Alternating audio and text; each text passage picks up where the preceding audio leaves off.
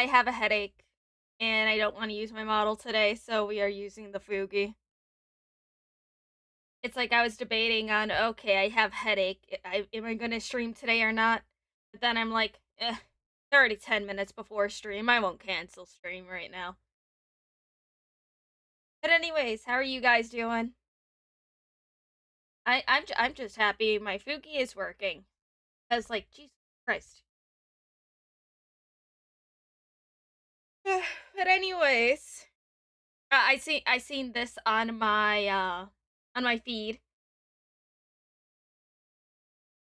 I'm just like, okay, the title has me concerned, and I have a feeling that I'm probably going to cry at least twice. Because anything to do with kids just instantaneously makes me sob.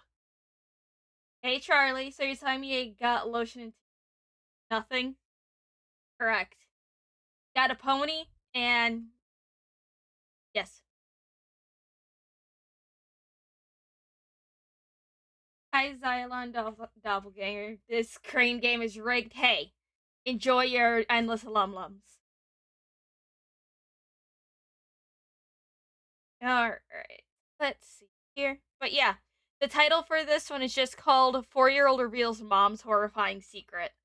Now, I haven't watched any of this, but I can think of two things that can usually be a little fucked up when it comes to a title like this. Either one, mother's a pedophile, or two, mother killed somebody. One of the two.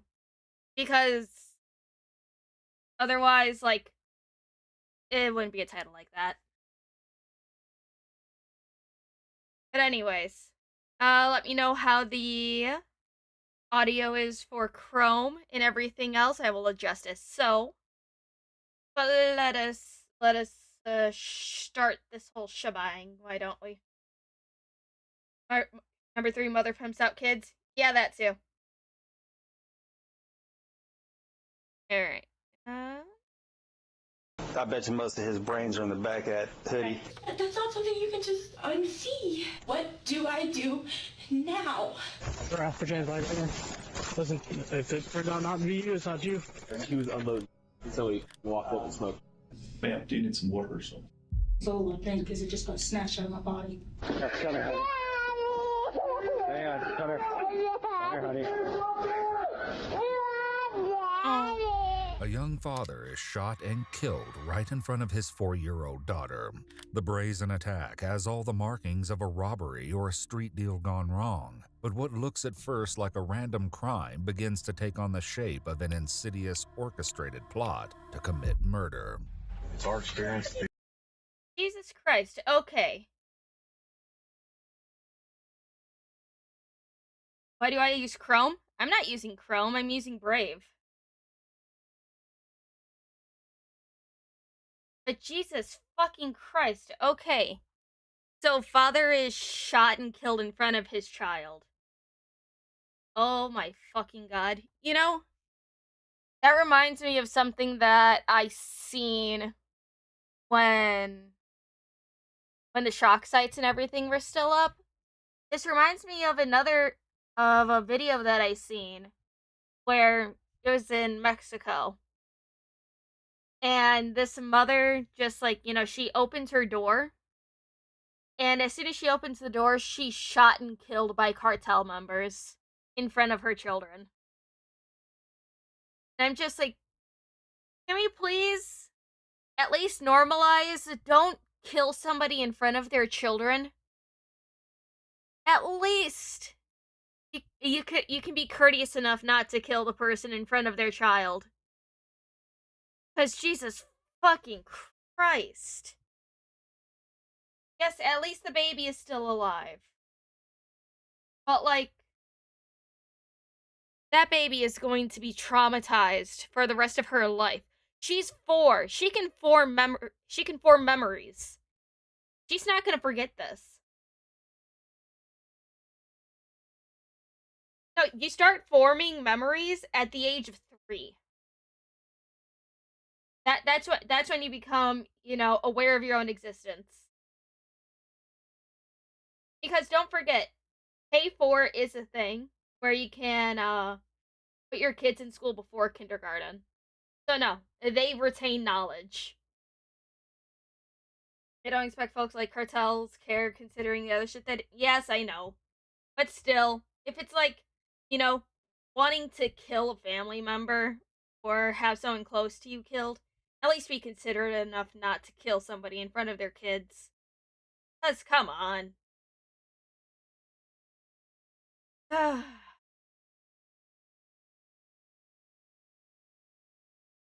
Alright, let's continue.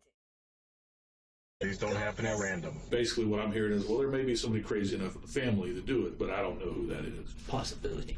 I'm not a violent person. Anybody who had any connection to this murder will go to prison. The following report is based on official police records. Please note that all persons charged with a crime are presumed innocent unless and until proven guilty in a court of law.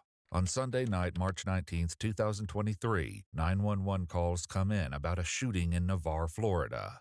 Sheriff's Office Emergency. Hello, I just got off the phone with a family member that said that they just saw someone get shot at the apartments we live in, Cayo Grande. I got very nervous when I started going down and I saw the man on the floor with blood. Okay. I stopped and I saw a man walking to the opposite direction. Okay, what did that man look like? I know he's white, tall guy, about 6 feet, but I didn't see his face. He just walked away. Oh my God, I'm sorry. I'm really nervous. No, you're fine. You are doing a great job. You have nothing to worry about, okay? Santa Rosa Sheriff's deputies. It's like, okay, at least somebody called the police. Because a lot of times, especially in like apartment complexes like this, nobody calls till hours afterwards or wait until somebody stumbles across the body in the morning. So good on that woman for actually calling somebody right away. Swarm the apartment complex and quickly find their victim, along with a tragic bystander.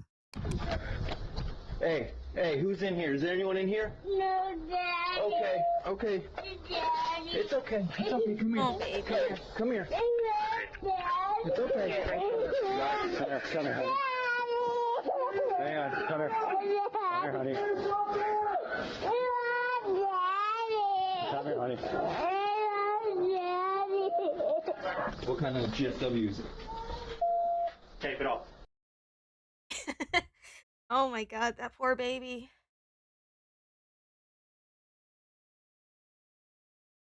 Oh, this poor baby.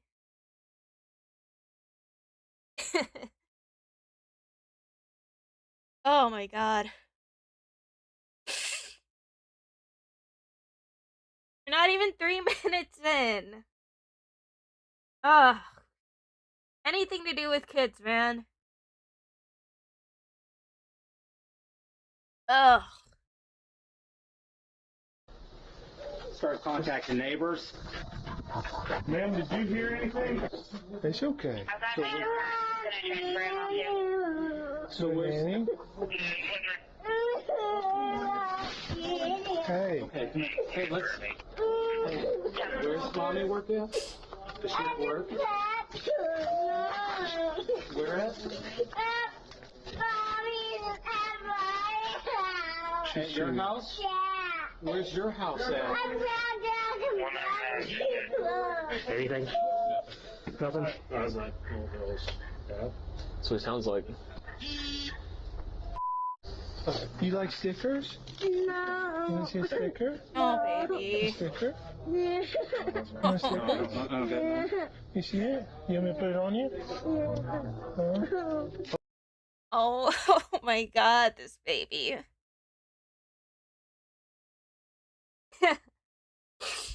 Why do I do this to myself? Oh my God. Oh my God, why do I do this to myself? Ugh. Oh my God. And the cops aren't feeling good? Oh, it's like I don't know what I don't know what's worse because both of these situations are absolute shit. But like I don't know which one is worse. The body cam footage that we seen with those two young kids that were dead, or a living child just absolutely traumatized and sobbing and just ugh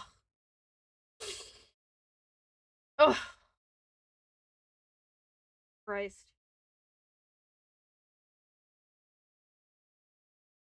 Okay, did you hear anything or see anything like that? We just heard, we were both outside. He's my husband. We just heard a gunshot.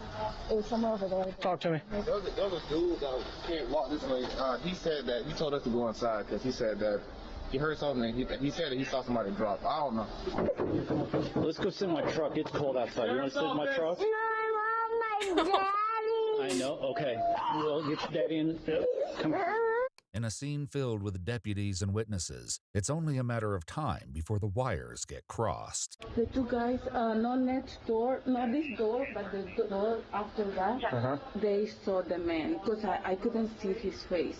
Yes, them, yeah. Hey, 235, detain him. Put your hands right here. Listen, if it turned out not to be you, it's not you. Here, man. No. They saw him. Okay. That's just protocol. Okay, if he's involved, we want to. They are military. 235. He's possibly a witness. That's 10-4. He's a witness. Hold on, man. Sorry. Let me get. You good? Take your cuffs off. I'm gonna take them off. Okay. So somebody up there said it was you. Oh, okay. Here, bro. I was with him the entire time. Who's the guy you saw? What did he look like? What is he wearing? It was a white dude. White man. 6 foot white male. Wearing about a OCP, like this kind of color, hat. He was wearing a sweater as well. I'm pretty sure that when he was walking, he said, "That's what you get," and he kept talking, but I couldn't hear anything else. Okay. I've seen him around before, so I don't know. Hey, you help me take this off? I thought you worked here. So the White guy, black guy? Tall or short? a little bit taller than you, kind of. Okay. Heavy or thin? No, a little bit bigger than you. Okay. Not much. Meanwhile, the deputies attempt to do something that may be impossible: bring comfort to this little girl. Hey, baby. It's okay. You like Skittles? No. You don't like Skittles? You like these? Okay, if you're gonna comfort the child, at least don't give her sour Skittles. That's literally like the worst thing to give to a 4-year-old when they're in the middle of crying. Don't give her the sour Skittles. God. I know. It's stupid. Oh my god. They're doing their best. They need to get a female officer over there to help comfort her. Yeah, but it might be a supply issue. Yes, I know. They're doing the best that they can with what they have. I think they're tropical. The tropical ones are in a purple one. Do you have anything sour Skittles? Whatever, just roll with it. I was just desperately trying to keep her mind. Yeah, I know. They're trying. Yeah. It's like... honestly, I think that... like, especially when they're responding to something in a apartment complex, they should just always assume that there's a possibility of a child being there, and should just have, like, one female officer to either comfort the child or a woman that may be in distress. But that's just me giving my woman opinion.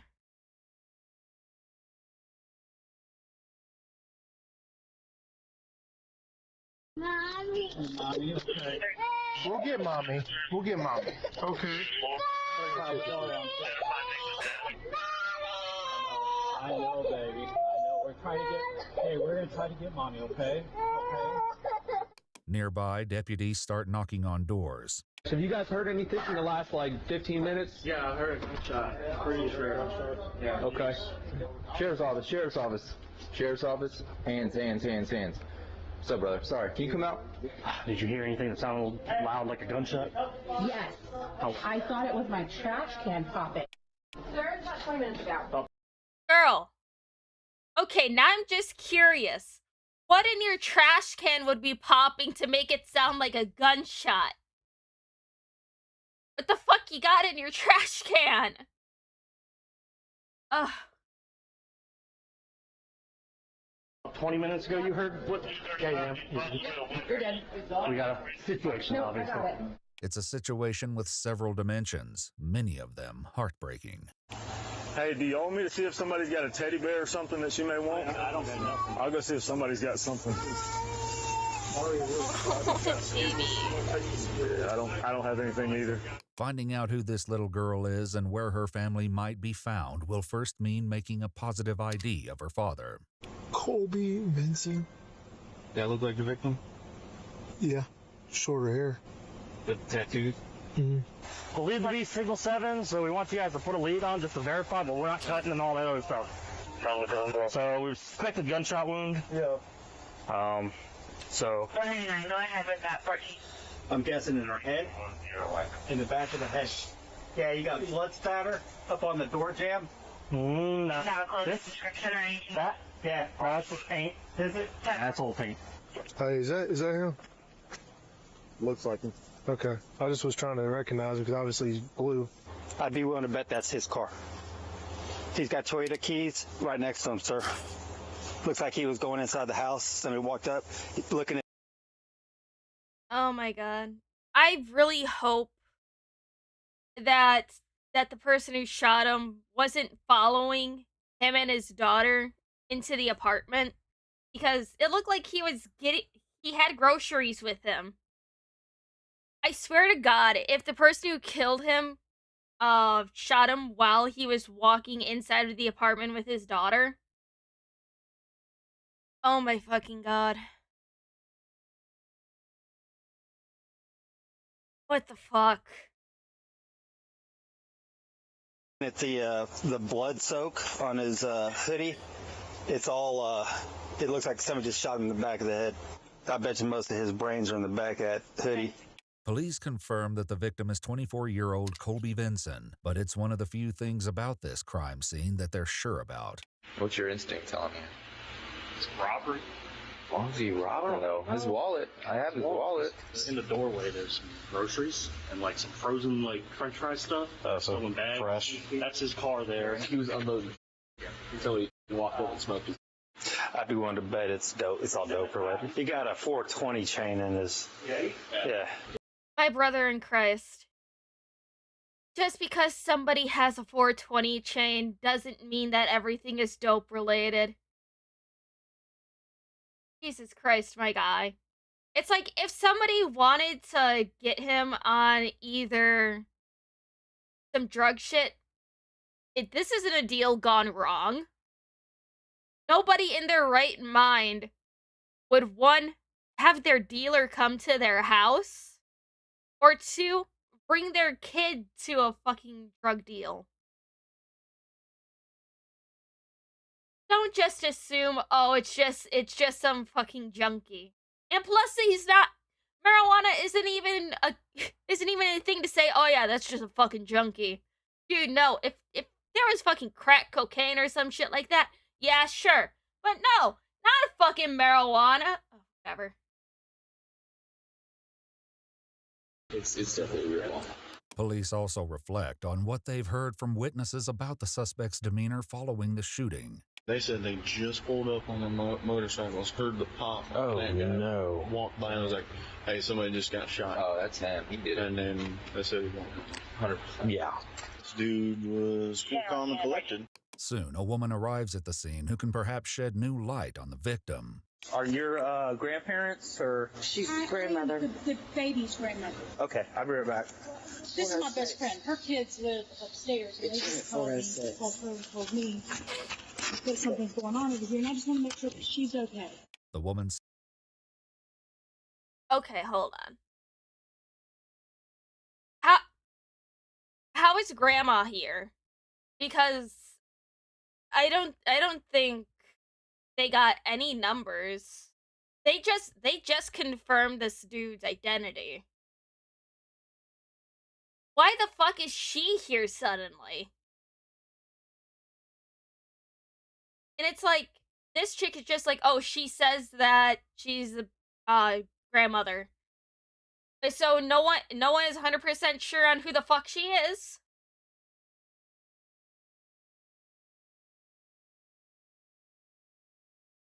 I don't know. I don't trust her.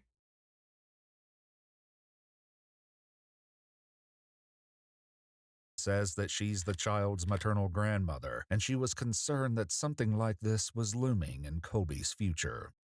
I'm Rachel's mom. I'm grandma. Grandmother. Okay. What did he do? Can you tell me? Well, that's what we're trying to figure out here. What's your name, ma'am? Christy Moore. Is Colby okay? Colby is not okay. Colby is deceased. What? So that's why this is imperative that we try to figure out as much information about what's been going on with him lately. Okay. I know everyone deals with getting shocking news and stuff differently. I don't know if it's just her tone of voice or how she instantaneously just covered her face. I don't trust her. She sounds like my sister when she's pretending to have emotions. I don't trust that. Performative, very performative. That's just me being a judgmental woman towards other women, not acting the way that I think they should. I don't know. That's just me. That is my womanly gut. Oh my god. Have I witnessed this? I don't know. I haven't gotten that far. Oh my god.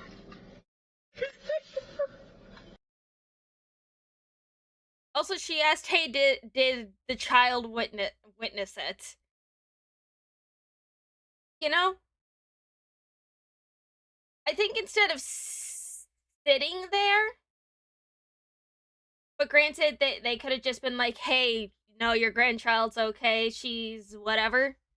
I would be going crazy. Be like, let me see my grandchild. Let me see my baby. Shit like that.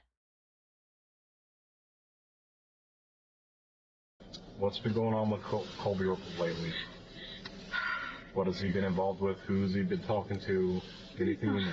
Oh my god, to be honest with you, I haven't spoken to him in almost a year because we have been in a custody battle with him because he wanted her, but his lifestyle was not something.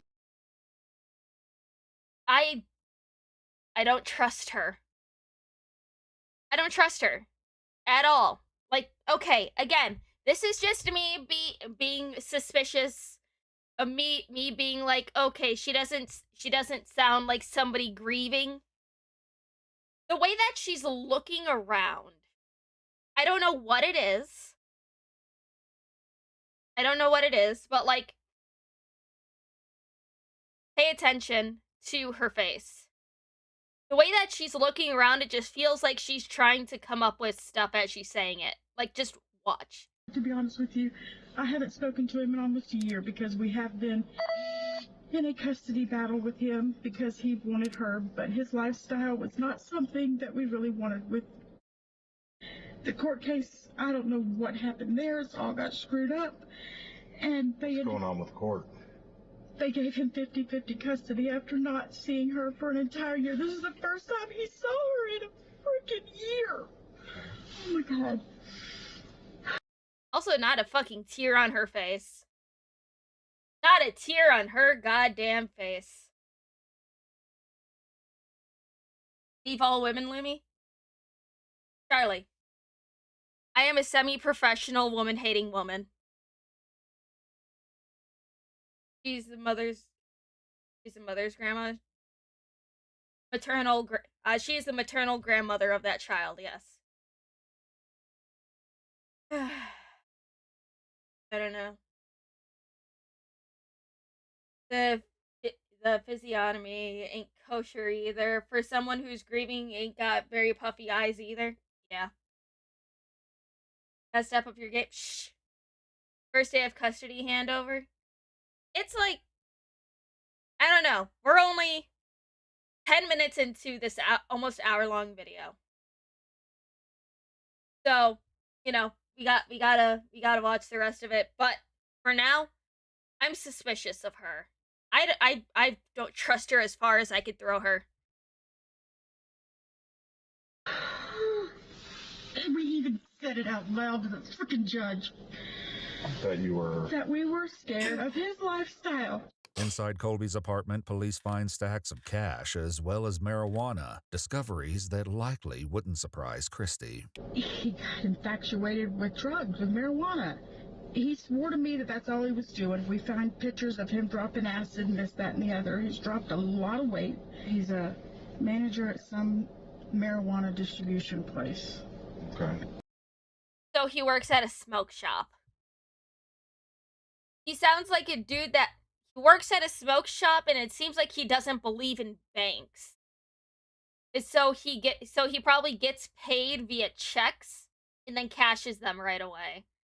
Because honestly, I know a couple of dudes that work at meat shops that refuse to get a bank account, and they just keep cash all the time because they don't believe in banks and they don't trust the government.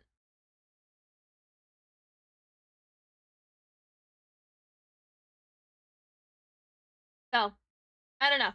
That's just me. Also, you guys don't ask. Just, I don't know. Granted, there's a lot of people in my life that don't trust banks and only have cash on them at all times.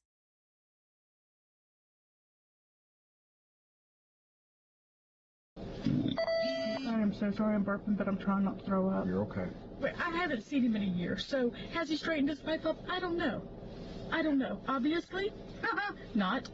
Christie's description of Colby's lifestyle is informative, but the deputy has a more immediate question. How did you get notified to come up here? Justin and Shelby live up in something like that.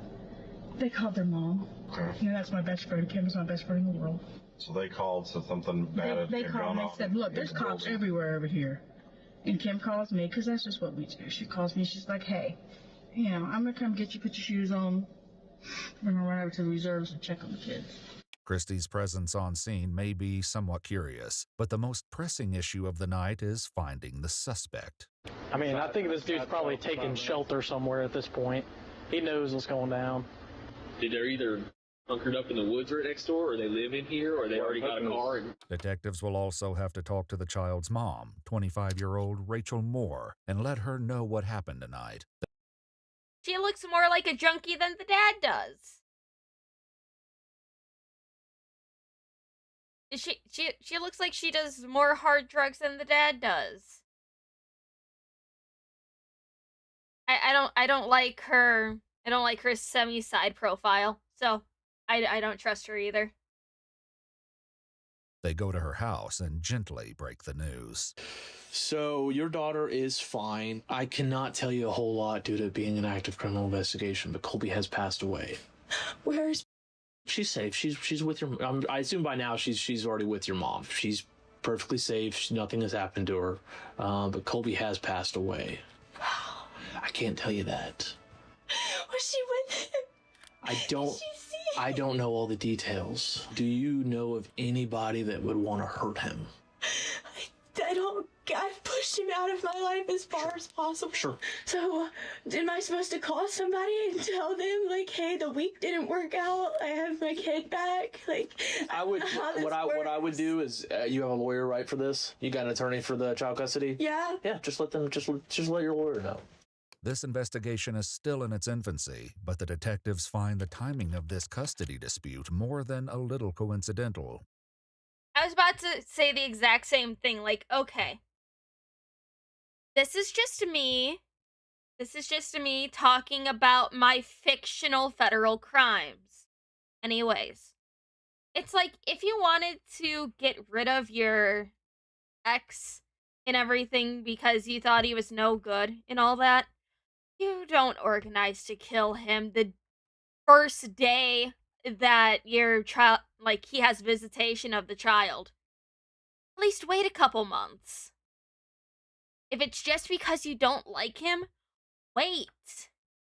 If your child is not in immediate danger and you know that he is at least going to take care of her, don't want to get rid of him, you wait a few months to maybe about a year and a half.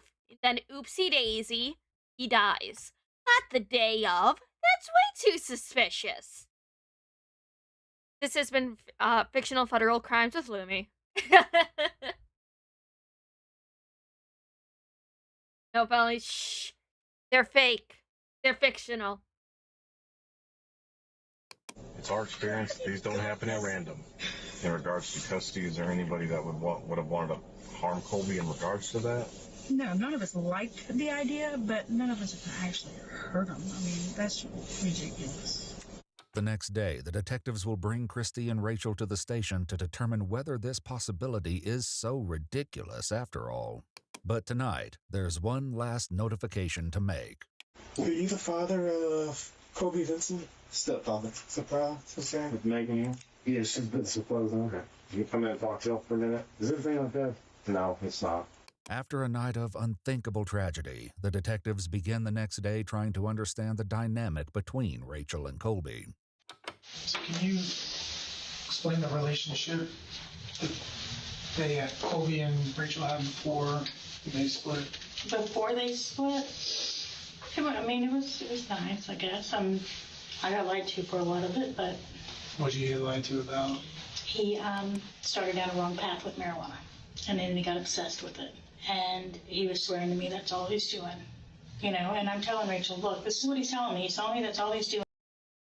Okay. Oh, he's doing marijuana. He's such a bad person. Hold on. What time are we at? 14:08. What time does this body cam footage say? This is 2023. At this point, marijuana has been legal in Florida for a very long time.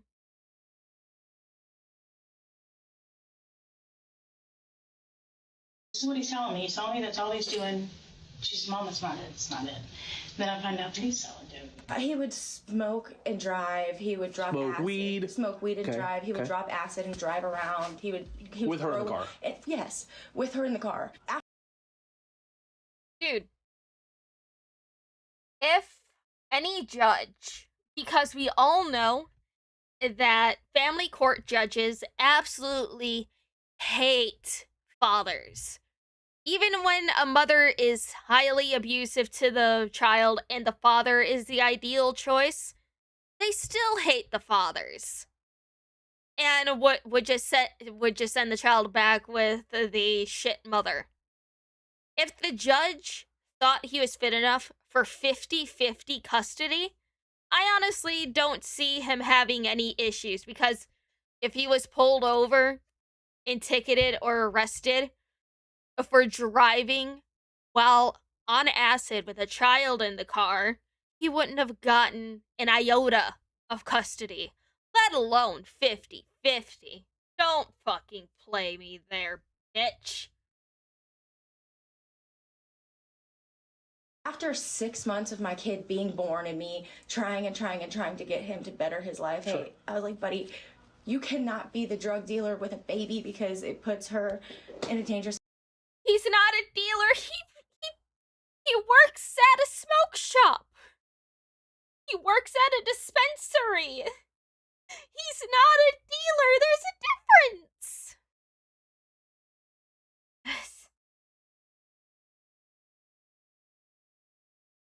Situation, I need to go home. If you want to clean up your act and come to my house with me, you can. So I brought him here. You're not selling dope at my house. Drug test me, take my hair, take my urine, whatever you want. You're not doing that at my house. He just didn't get his stuff together. So I finally just said, look, this is too much for me. You've got to go. If you're leaving wet wipes in her diaper long enough to cause extreme blisters, if you're going to do these things to her... Bitch, hold on. Hold on. Leaving her in a dirty diaper long enough to leave extreme blisters. You're in the exact same house with him at that point. Are you saying that you're neglecting on changing your child's diaper as well? It's like for diaper rash, that takes, not too long to develop. But blisters? That would have to be a dirty diaper consistently on that child for days. Are you saying that you're also not changing that child's diaper? I don't believe you. You said you wanted to take her to the beach with your family. That's fine. I sent you a spray-on sunscreen. You returned her with extreme water blisters. Water blisters. Okay, hold on a second. Hold on. How long do you need to be in water to have blisters develop?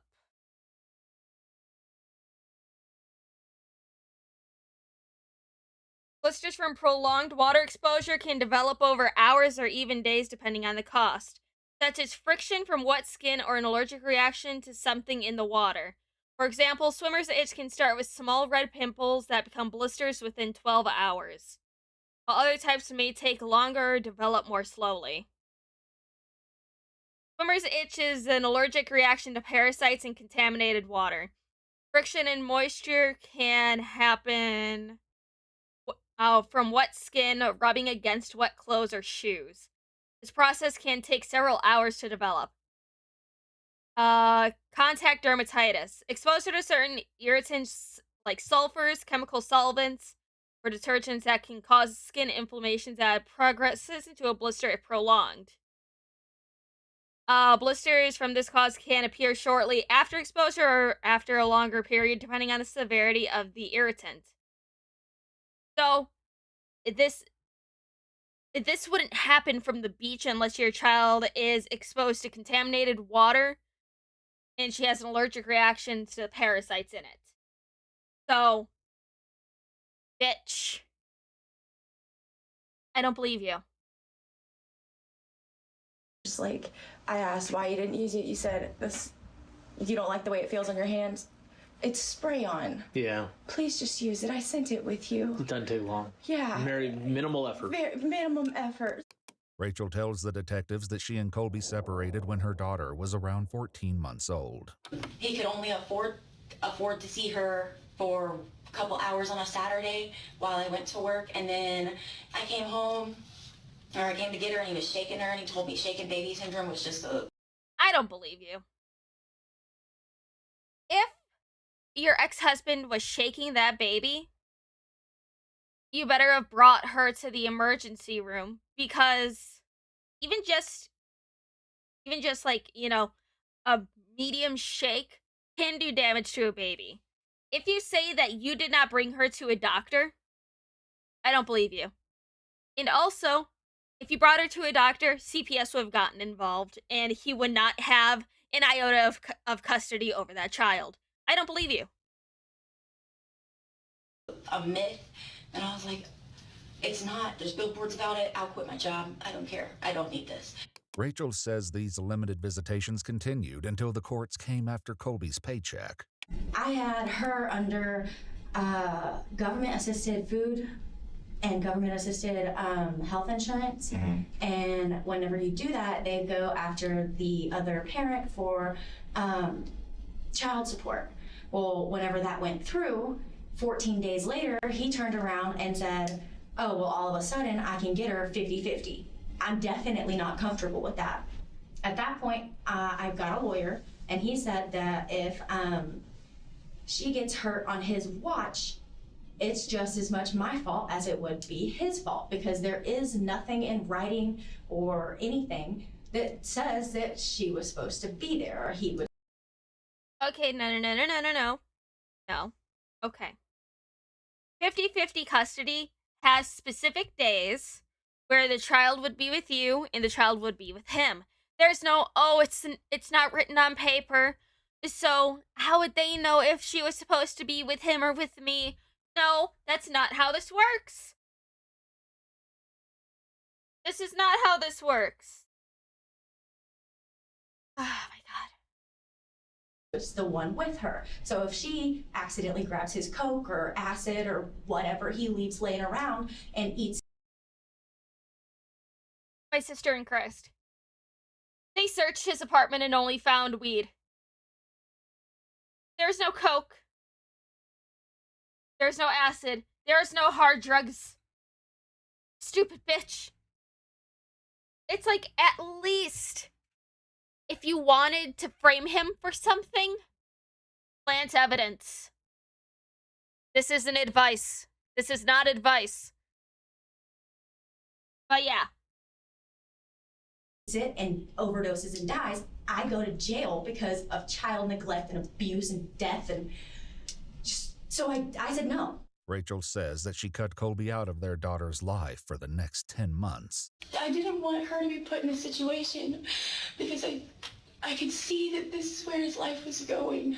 What if she saw this? Then where do you go? What?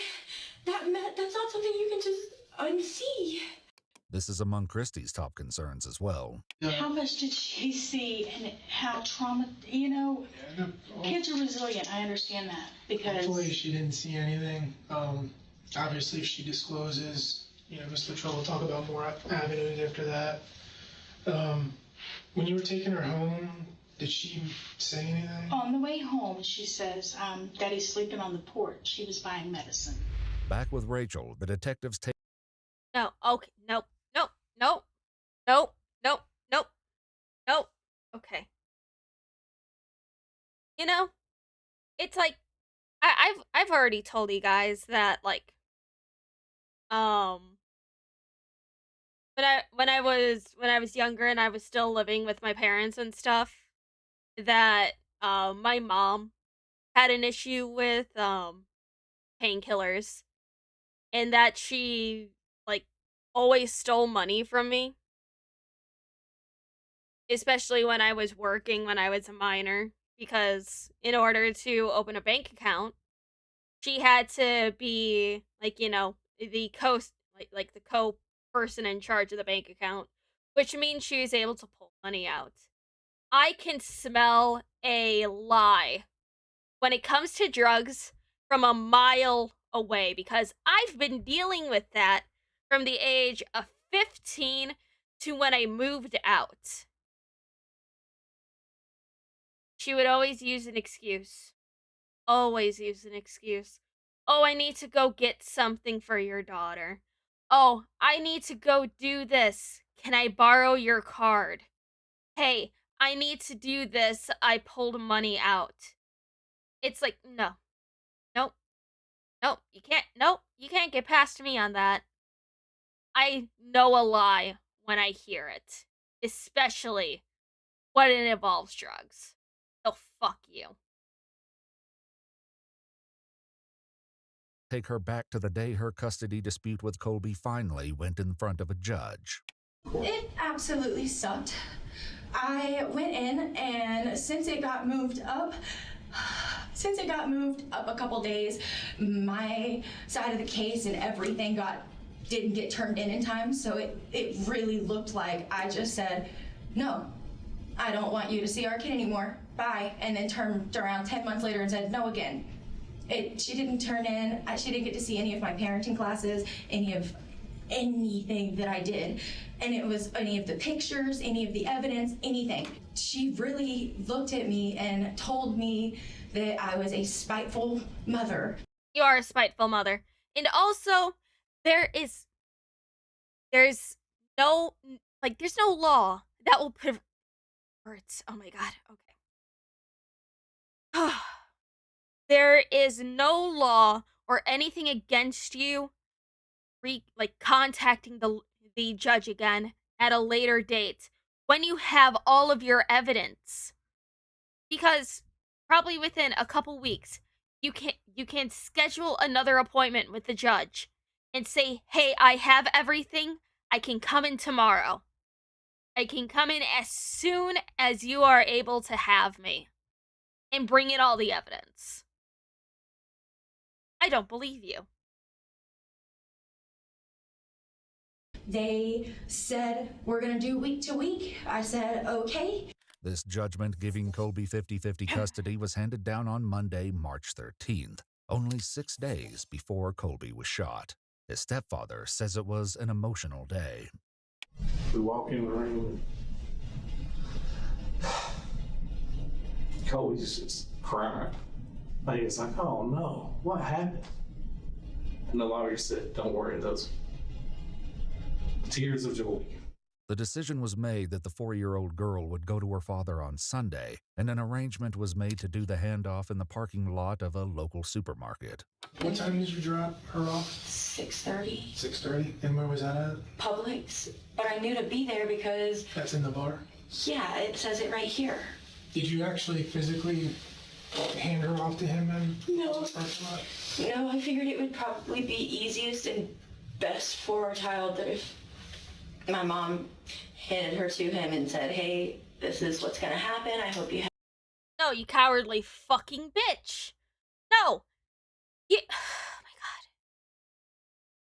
It's like, unless that man beat you within the inch of your life, and it's not just, like, you know, a simple dislike, like how she's saying it, that she just doesn't like him, you go bring your daughter over. You don't pawn that shit off to your mother. It sounds like she just doesn't want any responsibility for anything. I hate her.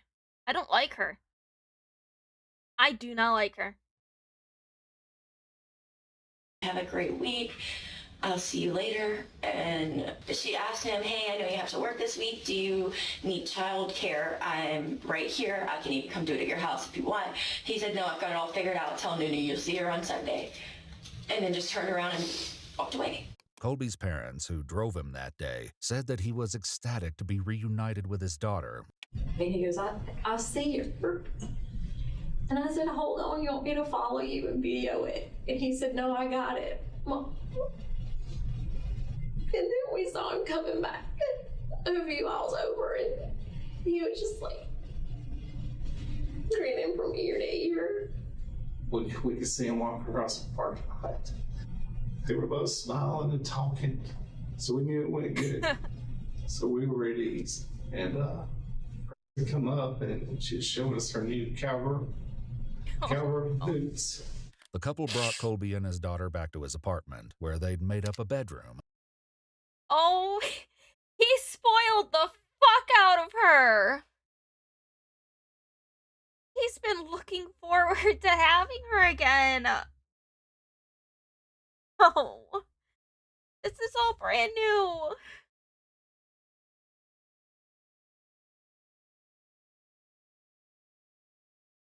Just, oh my god. The couple brought... Look at that. Got her brand new bed, kitchen set. You could tell her favorite animal's a horse. Oh.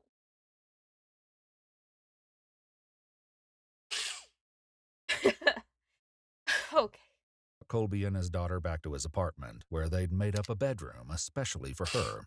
Hey, you want to see your new room? Yeah. She goes back there. Of course, Megan and her mother had it all decorated with all new toys and new bed. And she just diving into her toys, playing with them. We told him we were going to go because we wanted him to be able to spend time alone. We went home. It's just sad how happy he was. But that was Sunday.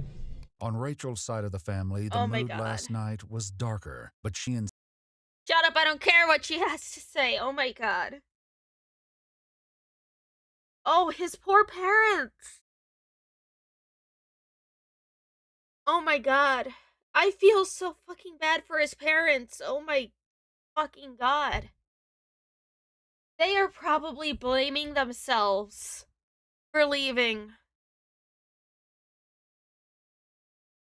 He had to move back in with his parents.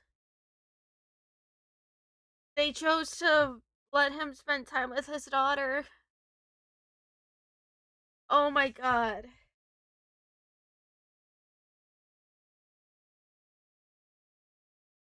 Oh Insists my they god. had nothing to do with Colby's murder. We'll pray about it, we give it to God. That's who we are. We're not, let's start a war. That's not I don't believe you, you stupid fucking hole.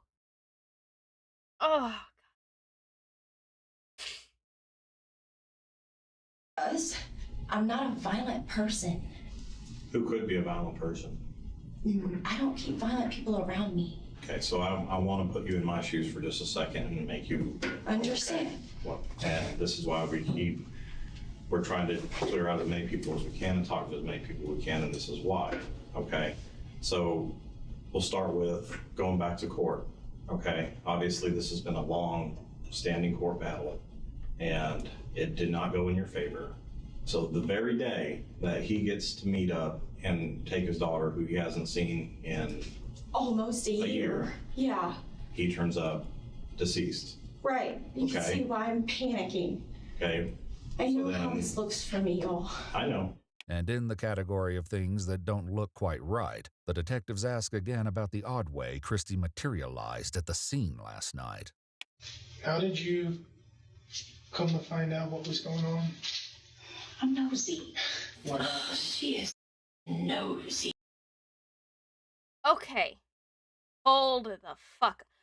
She says that she says she's nosy. So what? She was okay. Is her excuse gonna be, oh, I was just gonna go sit in the parking lot for a while to make sure that no suspicious characters go and approach his apartment? Oh my fucking god. You know, in that apartment complex, my mom's got a best friend that has kids that are 30, 40 years old. I don't know how old they are, but they live there too with their kids. We were nervous about her being gone for a week. We really were. So I called and I'm like, hey, just keep an eye out. If you see her out at the park or, you see her around, just let me know that she's okay. I guess the police woke up Dustin. So he says, Mom, it's downstairs. I don't know, but I'm just letting you know there's a lot of cops here. Oh, she's like, hey, I'm gonna grab a Ken somewhere. So, oh, okay, it's late, but okay, I didn't think anything of it. But the detectives find it strange that Christy didn't tell Rachel that police were all over Colby's apartment complex. It's odd that information did not get pushed to you. Why stress me out more, knowing that my world's already stressed at max? Well, why wouldn't you? Why wouldn't I go? Yeah. If there was something going on there, why would you not want to be there? Why would? Because I'm not nosy. Dude, no. Fuck you. It's like, okay, she avoids handing over her child to her ex. She avoids going over there. She doesn't want to be responsible for anything, does she? Oh. Room looks nuts. I feel for them, honestly. I know. Collection? Yeah. I hate her. I hate her. I hate her! Because if I can stay at home and try to go to sleep instead of stressing out and stalking my baby daddy, that's exactly what I'm gonna do. As far out of sight, out of mind, go. No. Okay. If you're worried that much about your child, you would not just be like, oh, out of sight, out of mind, I'm gonna go to bed. No. You're going to be nosy if you're that worried about your child. If I was that worried about my child, yes, I would go sit in the parking lot of his apartment complex to make sure nothing's happening. Or just like, middle of the night, knock on the door, just say, hey, I'm sorry I came over. I was just worried. Can I check up on the kid? There's no out of sight, out of mind when you claim that you're worried about your daughter. Fuck you. That's what I'm gonna try to do. It wasn't my choice to hand her over. It was the judges. I had to, because otherwise, contempt of court, I go to jail. But you can see how all these scenarios are going to work out in your favor on the same day that he winds up dead. You can understand how conveniently that ends up working in your favor, right? Okay. Well, how can I make it not? Because you know where I was, you know who I was with, you know what I was doing, you know who I contacted. What else can I do other than flat out tell you? Well, who else could have done this? I do not know. This is why I did not want my child there. Rachel insists she had nothing to do with it, but Colby's mother and ex-girlfriend have suspicions to the contrary. Okay, see, this is why you need to get a security camera or a Ring doorbell or something on your apartment. Especially, like, apartment complexes like that. Just talk to the landlord and be like, okay, this doesn't require screwing in anything. Please let me put this on my fucking door. I don't want to get shot. And then show them this video. Hey, Sandoom, Lumi, is your model a hippogriff by chance? It's a sea pony. Hey, Milk Toast 75, thank you for the gifted membership. You got it for nice. You got Benji. Very good. But yeah, if you live in an apartment and your landlord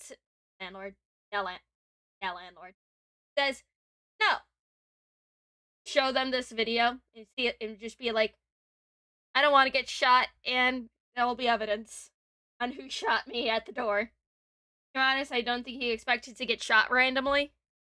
Yeah, but still. God, she's like, what do I have to do to make things my way? I know. I hate her. You think of anybody that would want to harm Colby in this manner? I would think of her. Okay. And then why is that? Because she didn't win. Whenever he told me he got custody of her, I, in the back of my mind was, really scared for him because I knew how much, she wanted to be in control over the whole situation. I don't know why, but I just felt like something was going to happen to him, but I tried not to, think about that. Rachel's fiance was posting pictures with guns and money and stuff on his Instagram and then set it to private just recently. Santa Rosa detectives speak to him as well, hoping he may have answers they aren't getting from Rachel and her mother. In this game, coincidences typically are not coincidences. I don't.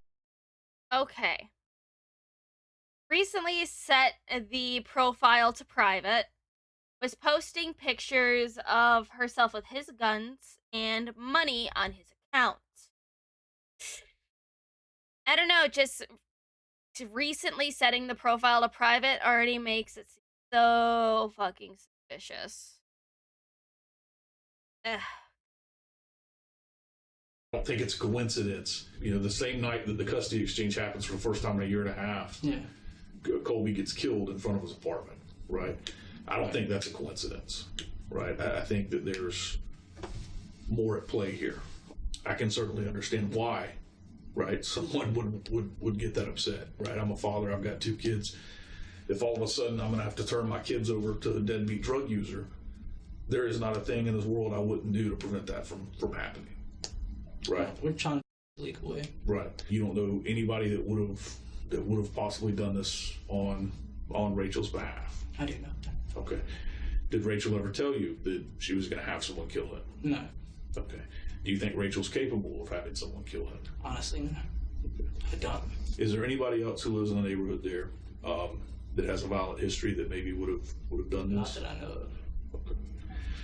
And I find it strange that y'all keep saying "not that I know of," because that's the same words that she's saying. Not that I know of. Not that I know of. Right? Because I know for a fact there's nobody that's going to go kill somebody on my behalf. Honestly, we live on a circle.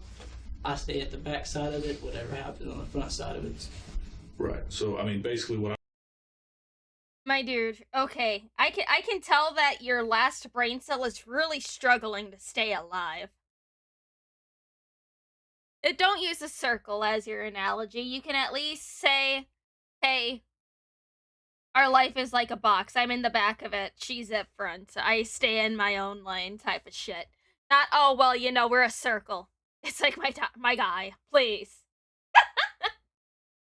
Jesus Christ. Oh my god. I'm hearing is, well, there may be somebody crazy enough in the family to do it, but I don't know who that is. Possibility. In her interview, Rachel says that the first time she knew anything was amiss last night was when her mom sent her a 3-word text, "Answer the door." So when I answered the door and it was detectives and they had all of that to say, I panicked. I said, where is my kid? What do I do now? And I'm still in that situation. What do I do now? That's where I'm at. It's because, what do you do now? It's because you flat out said this isn't what you want to happen because this might happen and then it happens. But the detectives are skeptical that Rachel was as surprised as she claims. You know, I'm trying to give you this opportunity to be real clear about what maybe even an idea you have in your head about something that could have happened. And the reason why I say that is we have a picture of the person who did this.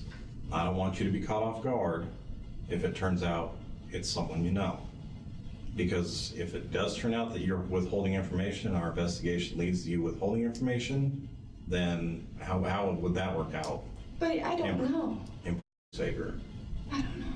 The investigators take her phone. When she steps into the hallway to complain, a detective lays out some hard facts. They know exactly who killed Colby, and furthermore, they know that she's been communicating with the killer. Her response is to become silent and stare at the floor. I know it was something to do with her.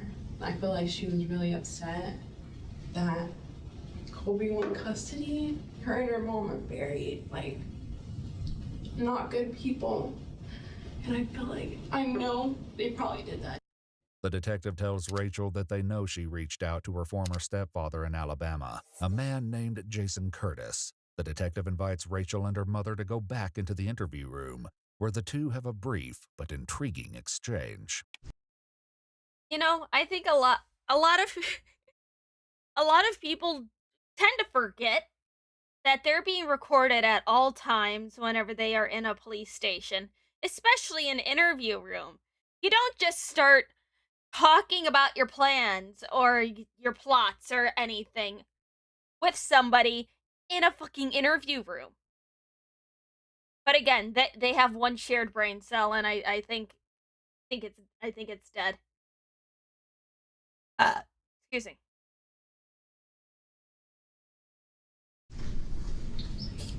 He knows. He knows. I'm gonna say that Jason called me and I called in. Did you tell your mom what's going on? No, I figured I could tell us all at the same time. Okay. Is this something I need to sit down and Yes. throw up? Yeah, you might. I'm gonna sit on the living room floor then. Okay. Would you like me to grab you a trash can, ma'am? That probably wouldn't be a bad idea, seeing how it fits into probably lose my chunks. But as Christy struggles to keep it down, her daughter starts coughing it up. I called Booger on Monday and told him about the court date with Jason Curtis. And I was panicking then, and he told me not to worry about it, that it wouldn't be something that you gotta worry about. Thank you. And I messaged him, told him everything that was going on. And he had sent me pictures of knives and guns and Renaissance. But I didn't think anything of it because he lived far away, and he's just, I told him thanks for making me feel better. Just genuine. She's getting sick because her and her daughter are about to get caught. It's like, okay, if you didn't feel sick from the get, you just only being sick now as soon as the police know that you guys know who did this. Yeah, no, that's even more fucking suspect.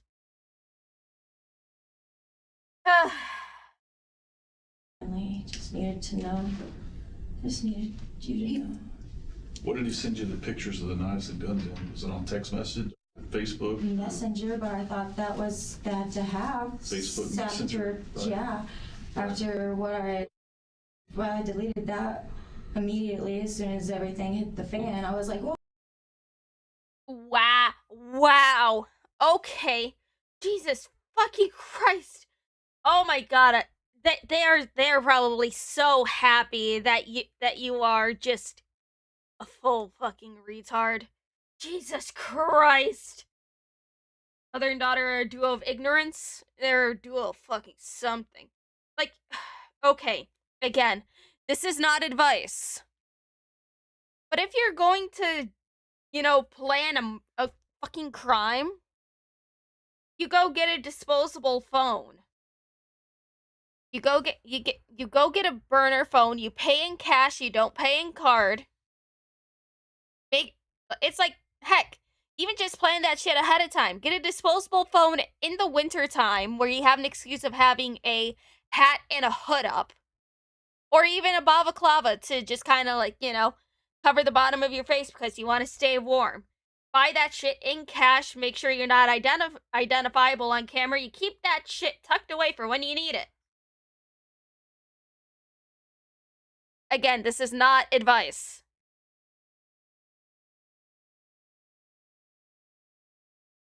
Anyways, let's continue. Evidence, write this down. Shut up. Mrs. Lumi, we're gonna tell him.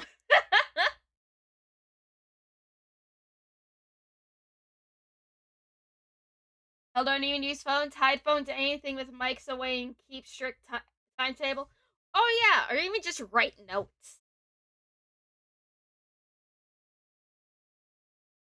Stop glowing, please. I'm not glowing. I was a fanfic writer. I have to have these things figured out for my fan fictions. Oh wow, this is probably bad. This probably looks awful. I called him throughout the week and I was telling him because he talks to me. I grew up with him as my backbone of the dad. Like, my dad wasn't around much, but he was, so. You think he would actually come down here and shoot him? I don't know, but he did tell me not to worry about it. And he called last night and said that I don't have to worry about it and everything's fine. What did you say? What are you talking about? Huh? He said, yeah, you don't have to worry about it. It'll be fine, but I gotta go. And he just hung up. No, but I gotta go. I gotta put my in the wind. Gotta go. And that's what he told you? Yeah, I was like, what? Ma'am, are you okay? Do you need some water or something? No. Ma'am, do you need some water or something? I don't know what I need right now. My soul, I think, because it just got snatched out of my body.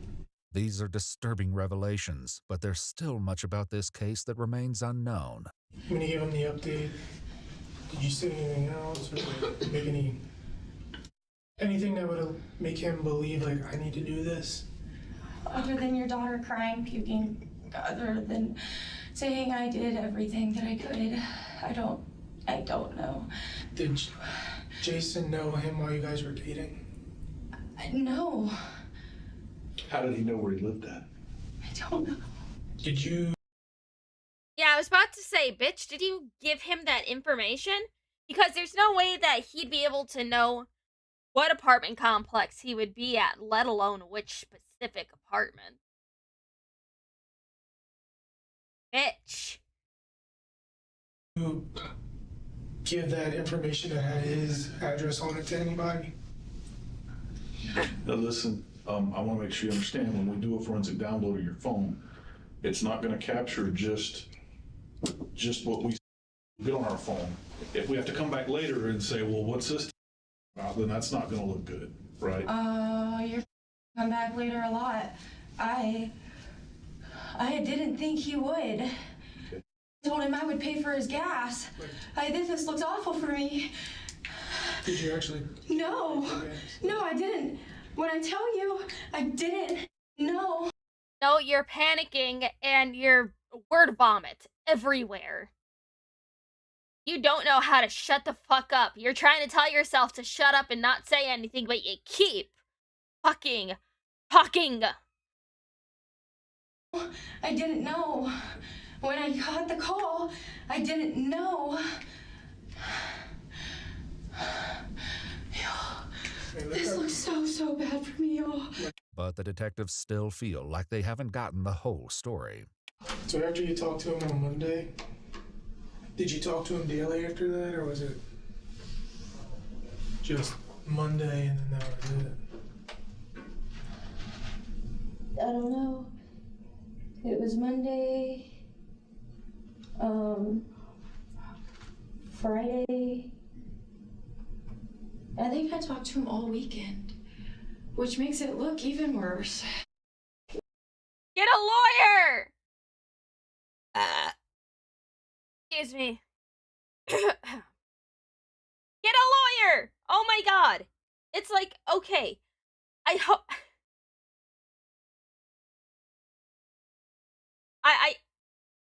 I can only well, granted, they're technically not under arrest, but they know their Miranda rights. And just, oh my god. You know what? Whatever. Keep incriminating yourself. It's funny, but also infuriating. Oh god, I hate you both. Did you know any of this, Mom? No, I did not know any of this. Why would you put my daughter in that situation? Is he? Oh, fuck you. Trying to force yourself to hyperventilate? No! There's no forcing yourself to hyperventilate in this situation. You're just trying to breathe all loud, trying to make it seem like you're having a panic attack. You're just stupid. They Mirandize you before interviews? Okay. Why wouldn't he? Okay, this sounds especially coming probably to a cop. Why wouldn't he wait until my kid was gone? Why?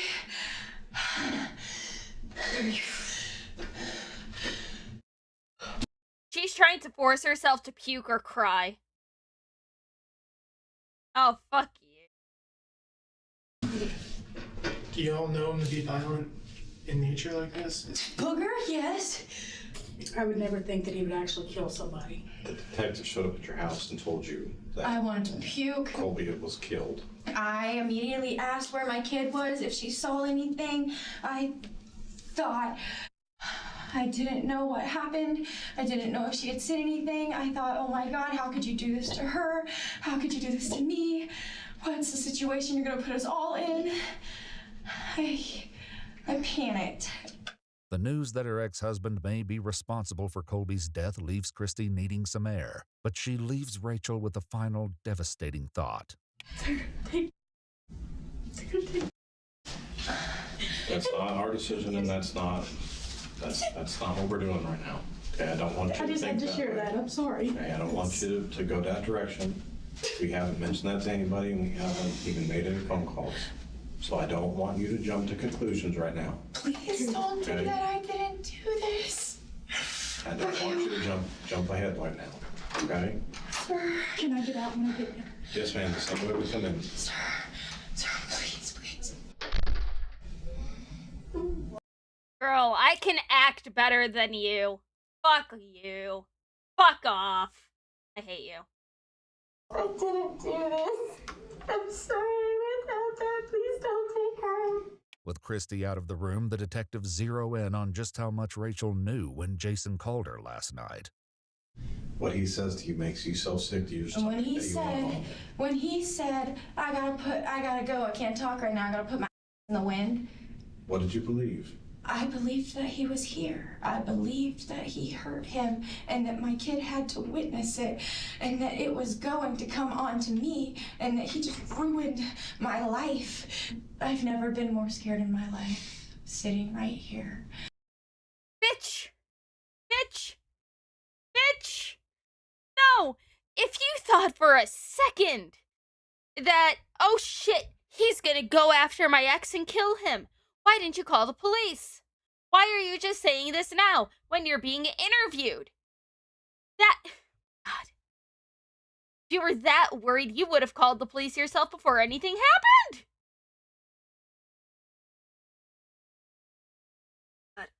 Oh, I hate you. Oh, I hate you. With all of my cards laid on the table, y'all have my life in your hands. Literally.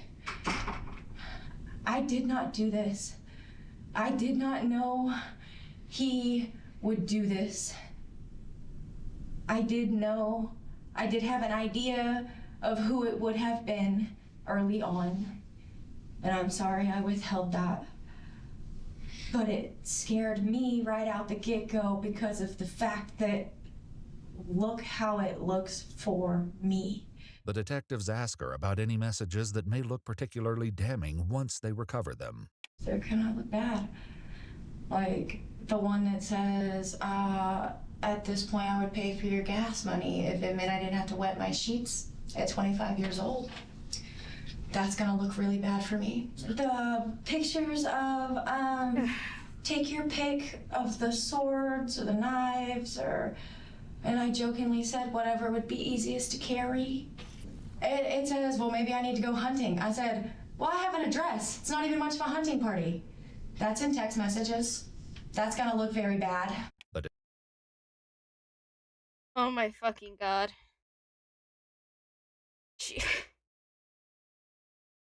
Oh my fucking god, she's stupid!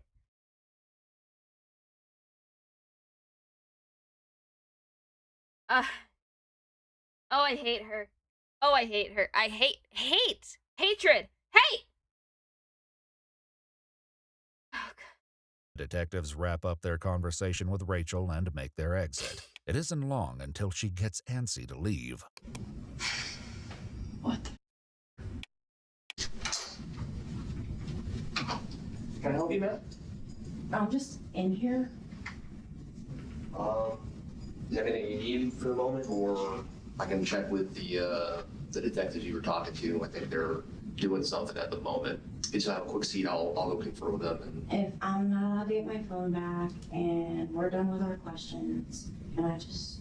So, I said I'm not working this case, so I gotta see if they have anything else for you. Okay. Just, if you wanna have a seat again, I'll go again. It's like, girl, okay. You wanted to put on a actual performance and get out of there. This is what you need to do. You need to put on your best concerned mother face and just be like, I need to go see my kid. Please, when can I get out of here? Please, I just want to go trick on my daughter. I don't want to be here any longer than I need to. Please, when can I get out of here? I just want to go home with my baby. That's how you do it. And not just, I just want to go get my phone. Why do I need to be here? Stupid bitch! Okay. If Rachel is in a hurry to get this investigation to the next stage, the detectives decide they can accommodate her. Rachel, we talked to our state attorney, based on all the information. He's advised we're going to place you under arrest right now, okay? I don't want you to fight us or anything about this right now. I just want you to understand this is just a very early point of the investigation, and if you place me under arrest for something that I didn't do, it goes on my record and everybody can see it. No, it doesn't. This is just the first step, okay? I didn't do this. Well, you got to give yourself a chance that coming clean and being honest really does make a difference in a lot of ways. Oh, yeah? Going to the county jail is not a prison sentence, okay? So don't treat it that way, okay? But it's just part of what has to happen. Okay, what am I being arrested for? Right now, we're gonna charge you with tampering, and they're gonna look at accessory after the fact charges. Okay. Accessory to murder? Yes. I didn't do this. Rachel has to wait for her transport. It's like you would be arrested for conspiracy and conspiracy to attempt murder and accessory to murder. Those are two charges that would definitely stick. Oh, I hate her. And also, like, they are arresting you and putting you in the county jail for the safety of yourself and your daughter. Because I could see her being so unhinged that she will try to kill herself and her daughter. If for some reason she has the daughter at her house right now. I'm sure the kid is probably with her father's parents, their paternal grandparents. To jail, which gives her time to ponder the situation she's in. Honestly, my next step is to sit still. Sit still and be told what to do next. Let somebody else make me a bird in a cage. Oh, shut up. The patriarchy. They're just putting me in a cage. I'm a bird and I need to be free. I can't just be stuck in here. I can't go to jail. Fuck you, bitch. Feels like the longer I live, the more of a show it just becomes. Okay, then kill yourself. No, not really. Somebody else shoots somebody else, and I get arrested with homicide charges. I think I'm ready for a nap, bro. Oh, man. I'm going to the jailhouse. They give you new clothes. Guess what? I don't have any freaking panties on. These handcuffs.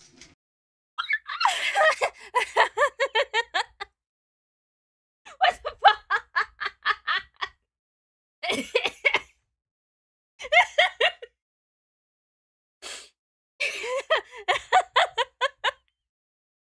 What the fuck is wrong with you? Oh my god.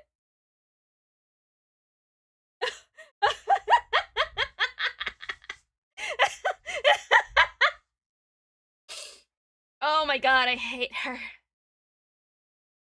Oh, I hate her. I can't even burp properly. Is this the See, this is how you know she does not have an ounce of regret, not a care in the fucking world. Dude, if you were concerned, you would want to get home to your child ASAP to make sure that she is okay. She is full of fucking trauma and grief right now.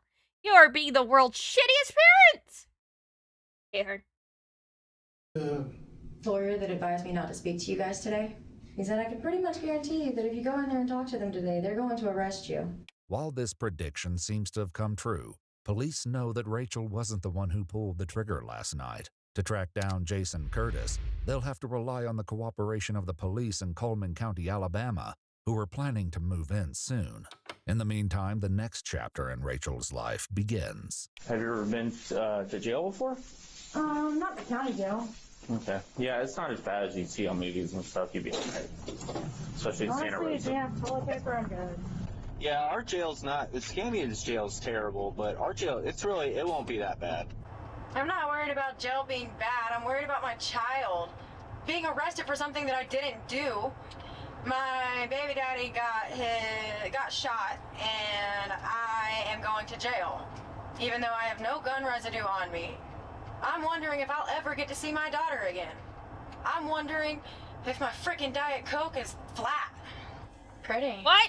Police lights will flash again the next morning when deputies in Alabama arrest 53-year-old Jason Curtis a few blocks from his home. When did this happen? From what I was told, it happened Sunday. I was at work Sunday. We're right down here on 69 Highway, right across from S&S. Yeah. Building them other buildings. But you are being placed under arrest for that warrant right now. And Florida's on their way up here, that particular county or city or whatever it is, the officers are coming from there. But you do have that from inside. Anything you say can't. Rachel's mind may have been all over the place last night, but Jason keeps coming back to a single word. It's stupid, man. What we're going to do is stupid. It's stupid. Look, I was in the infantry for 12 years. Guys, it's stupid. Y'all know my dad. Y'all know my mom. You know. But even before they get Jason Curtis in an interrogation room, the deputies find something that may be of some relevance. That gun in the car is probably the one he used. The .38 special revolver in Jason's truck is neither the first nor the last piece of evidence connecting him to a murder he says he knows nothing about. So the reason we're here is there was a warrant put out for your arrest, all right, for the murder of Colby Vincent. Vincent. All right. Does that name even sound familiar to you? No. All right. You have a stepdaughter, Rachel, correct?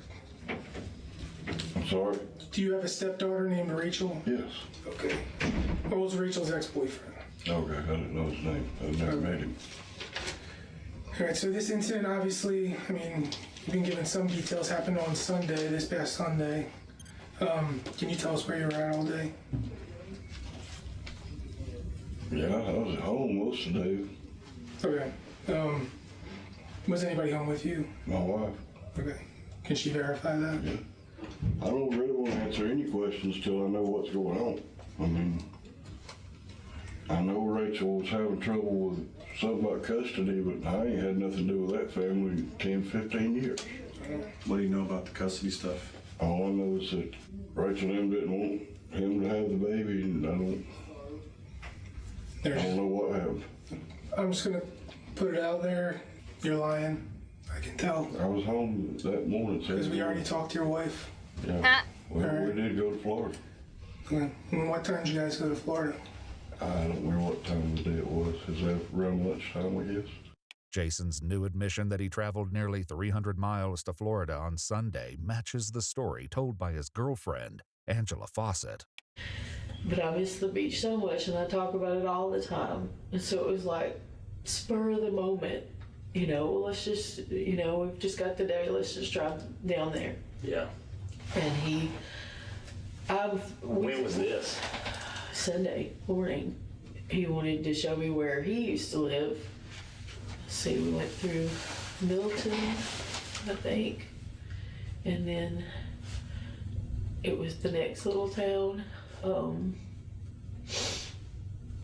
Navarre.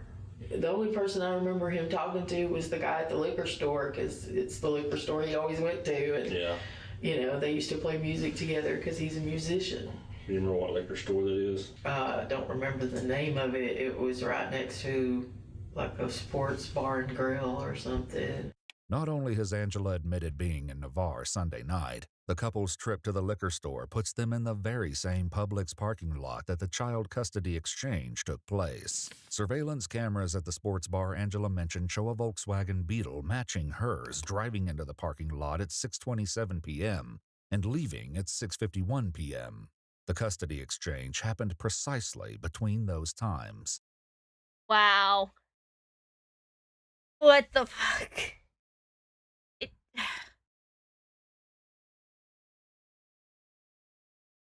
This entire family is absolutely fucking trash. Jesus Christ. Well, I just want to let you know that Rachel went to jail yesterday for accessory to first-degree murder. What's she got to do with it? Well, she's fixing to spend the rest of her life in prison.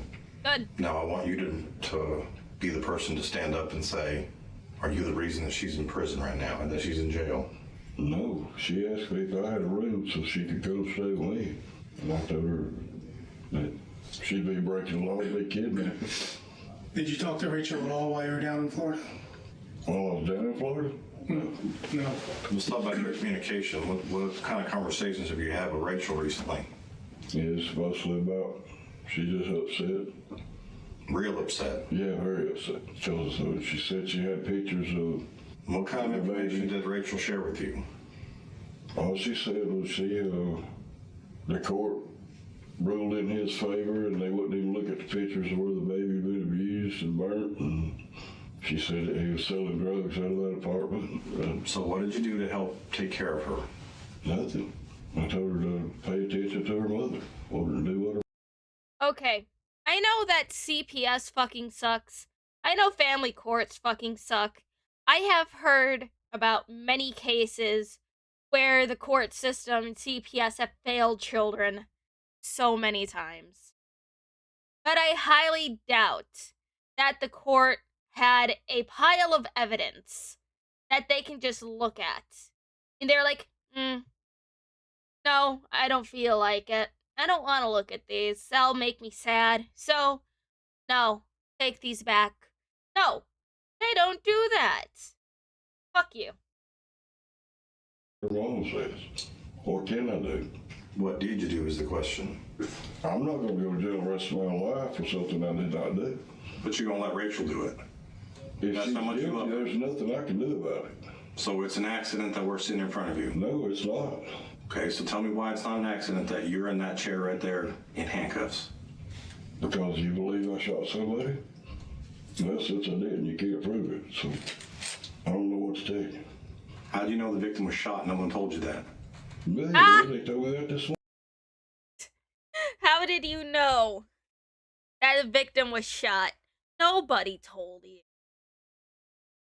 You fucking retard. I hate you. Who did? The guy that had me down on the highway, it was 69 highway when I was arrested. The detective notes in his report that Jason was not told this by the Coleman County Sheriff's Office, who only stated that the arrest warrant was for murder. Regardless, the detective says it's remarkable how far his story has come in such a short time. When we started this conversation, you said you was at home all day. No, he asked if I was at home at all that day, and I said yes. You started that. It wasn't until you said that we talked to the wife that you said, yeah, we went to Florida. I don't no information until I found out what's going on. Right, that's a big part of the day. A 5-hour drive. What'd you do on Sunday? I don't know. We sat around the house. Oh, we also took a 5-hour drive. Well, I was first waiting to see if it was in your damn business. No, you're fishing out information. You're trying to figure out how much we know. But we know enough that you're sitting there. I know I didn't do it. I just want you to have the opportunity to prove where your true loyalty is.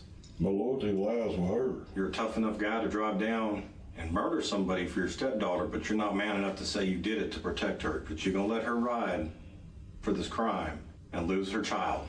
That's how much you're going to take care of her. So did you really take care of her? Something I didn't do. I can't help what's going on with her.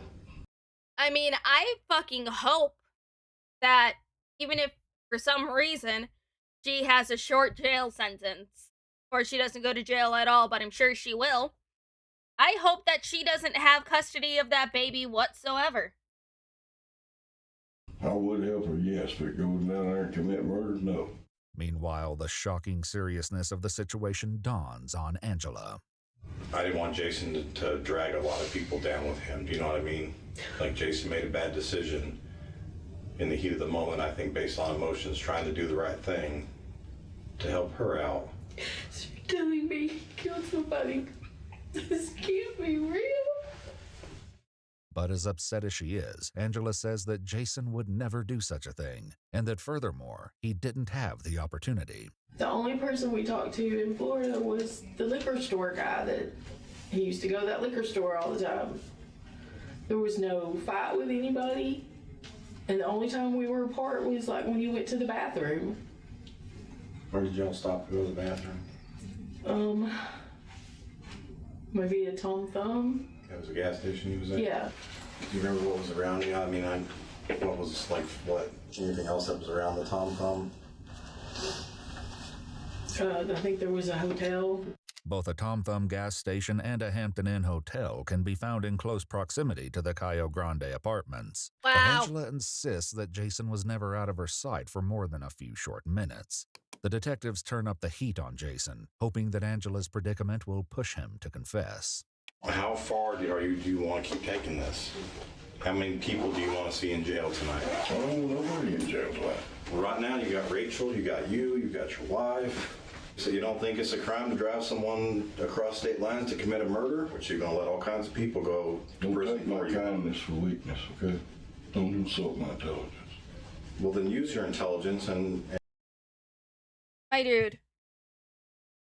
Sorry to tell you this, but my cousin, who does have a severe form of mental retardation, can probably come up with a better excuse than you can. That little shit pulled the fuck out of my hair when I was a kid. He had that retard strength. He can form a better story than you can. Fuck you, I hate you. And realize the big picture here. We've been watching your house since 3 o'clock in the morning. All I had to do is knock on the door. And then the second that your wife left for work this morning after waking you up, she was detained and her car was impounded, and we're doing a search warrant on the car right now. And she's fixing to get charged and extradited to Florida for accessory to first-degree murder. You because she has nothing to do with it. Because that's what I with me the whole time. No, because that's what I exactly. She was with you the whole time. I didn't do it. She was with you the whole time. It's exactly what she said to you. I don't mean to be stern with you, but you're kind of being told. If I was going to do it, nobody would know about it. I think that's what you tried to accomplish and didn't happen. So talk about sending her a picture of a choice of weapons, swords, knives, gun. What's the best option? I sent her that picture. Also sent her a picture of my motorcycles, my guitars, and everything. Quit diverting. Why? All you're going to keep saying is that, yes, all the evidence says, all the evidence looks bad. All the evidence points to me. All the evidence looks bad. I was there the day he was shot. I was there. I was there. I was there. Mm-hmm. You're going to say that over and over and over and over and over again, and the only thing you're going to go with is, I didn't shoot the man? Why are you lying about it? Mm-hmm. How many, you understand who's going to go to prison for this for you. Understand how the law works. Let me give you the example of a bank robbery. If the bank robbery happens here, but this person who's not even at the bank robbery rents the car that they do the robbery in, that person goes to jail for bank robbery.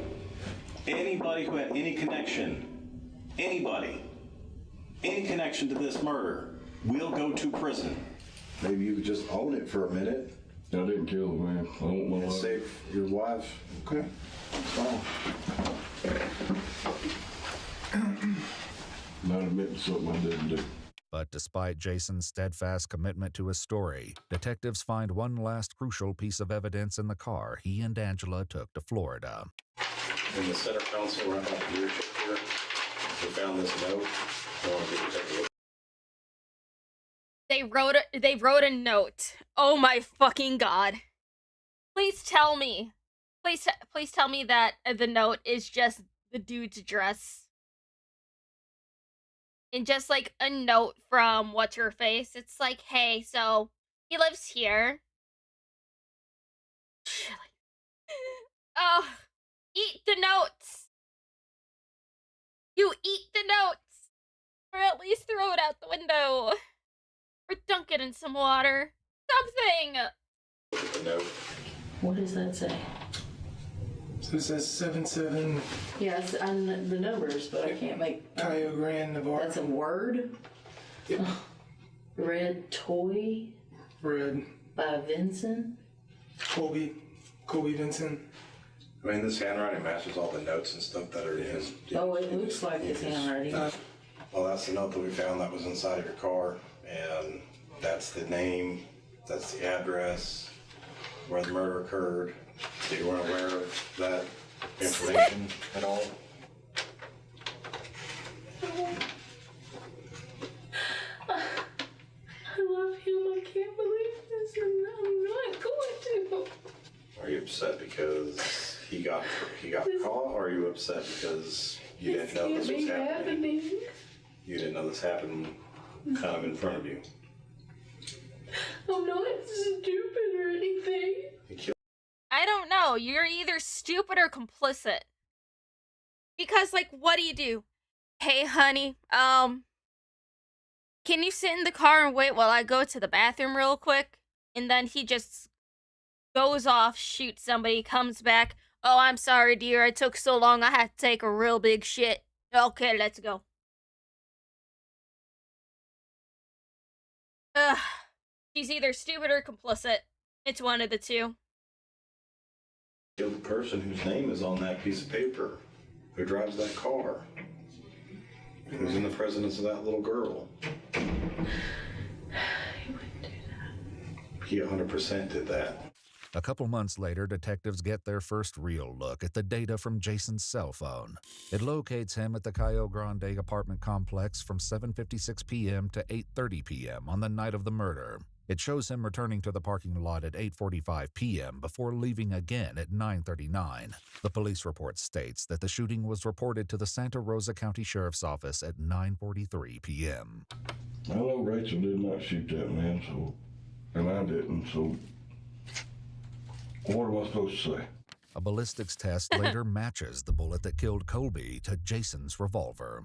No, I'm gonna end up my day in court. When I'm set free, and I'm gonna look at you and I'm gonna say, owe me an apology, bud. Jason Collectively dumber than a bag of hair.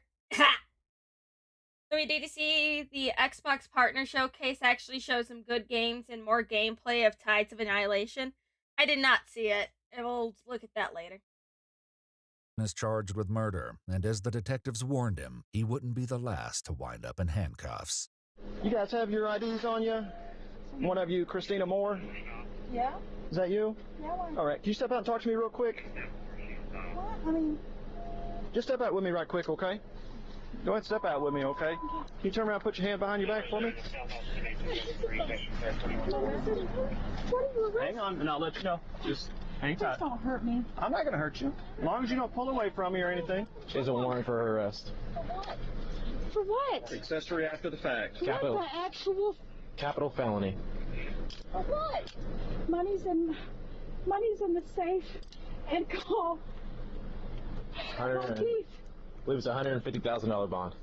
$150,000 Jesus. What? She'll see when she gets to the jail.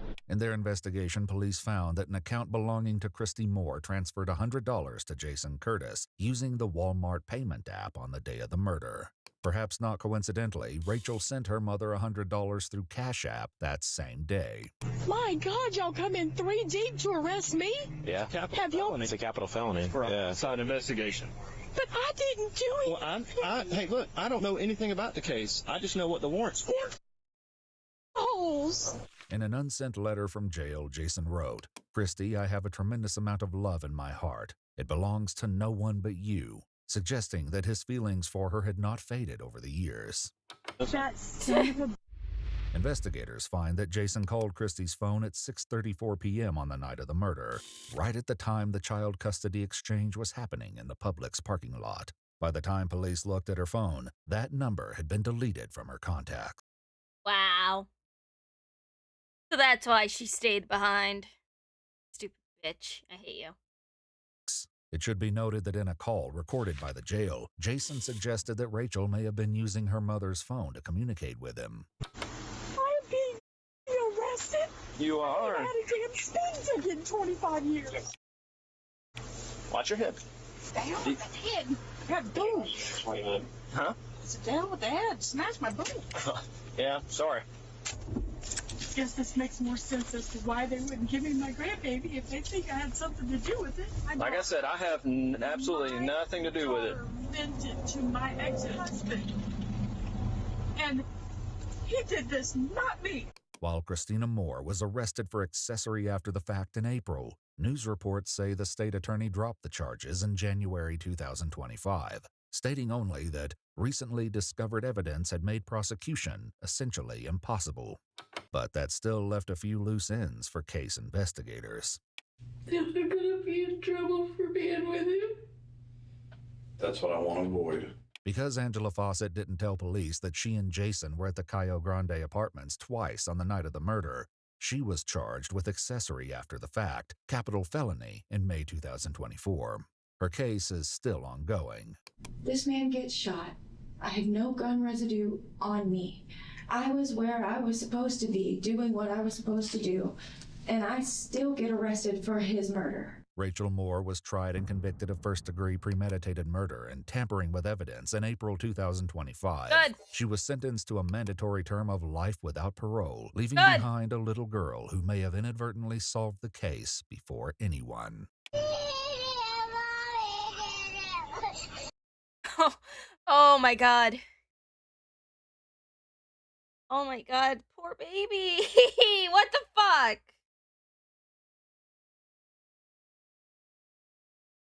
The fact that the child clocked it right away. Oh my God.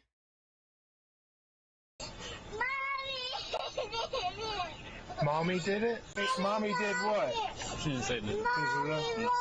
The man believed to have pulled the trigger that night was also charged with first-degree premeditated murder. In May 2024, Jason Lane Curtis was convicted and sentenced to a term of natural life in prison. According to a victim impact statement written by Colby's grandfather, the innocent young girl who was only 4 when this nightmare unfolded in front of her eyes was adopted by Colby's mother. Megan. Oh, If you'd like to good. see select new videos early and help us keep uncovering. I'm happy that Colby's parents was able to adopt her. Ugh.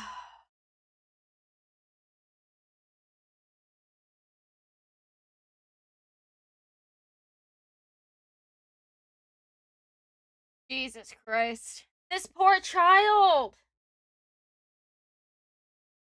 Oh my god. It's like I know that she's gonna be well taken care of, but she's gonna have so much fucking trauma to work through.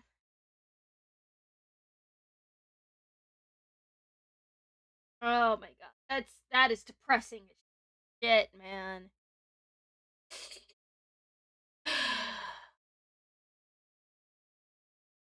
Alright, let's watch another one.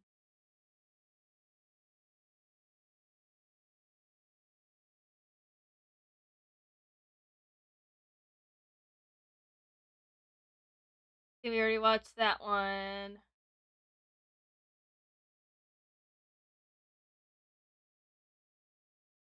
Already watched that one. Or watched that one.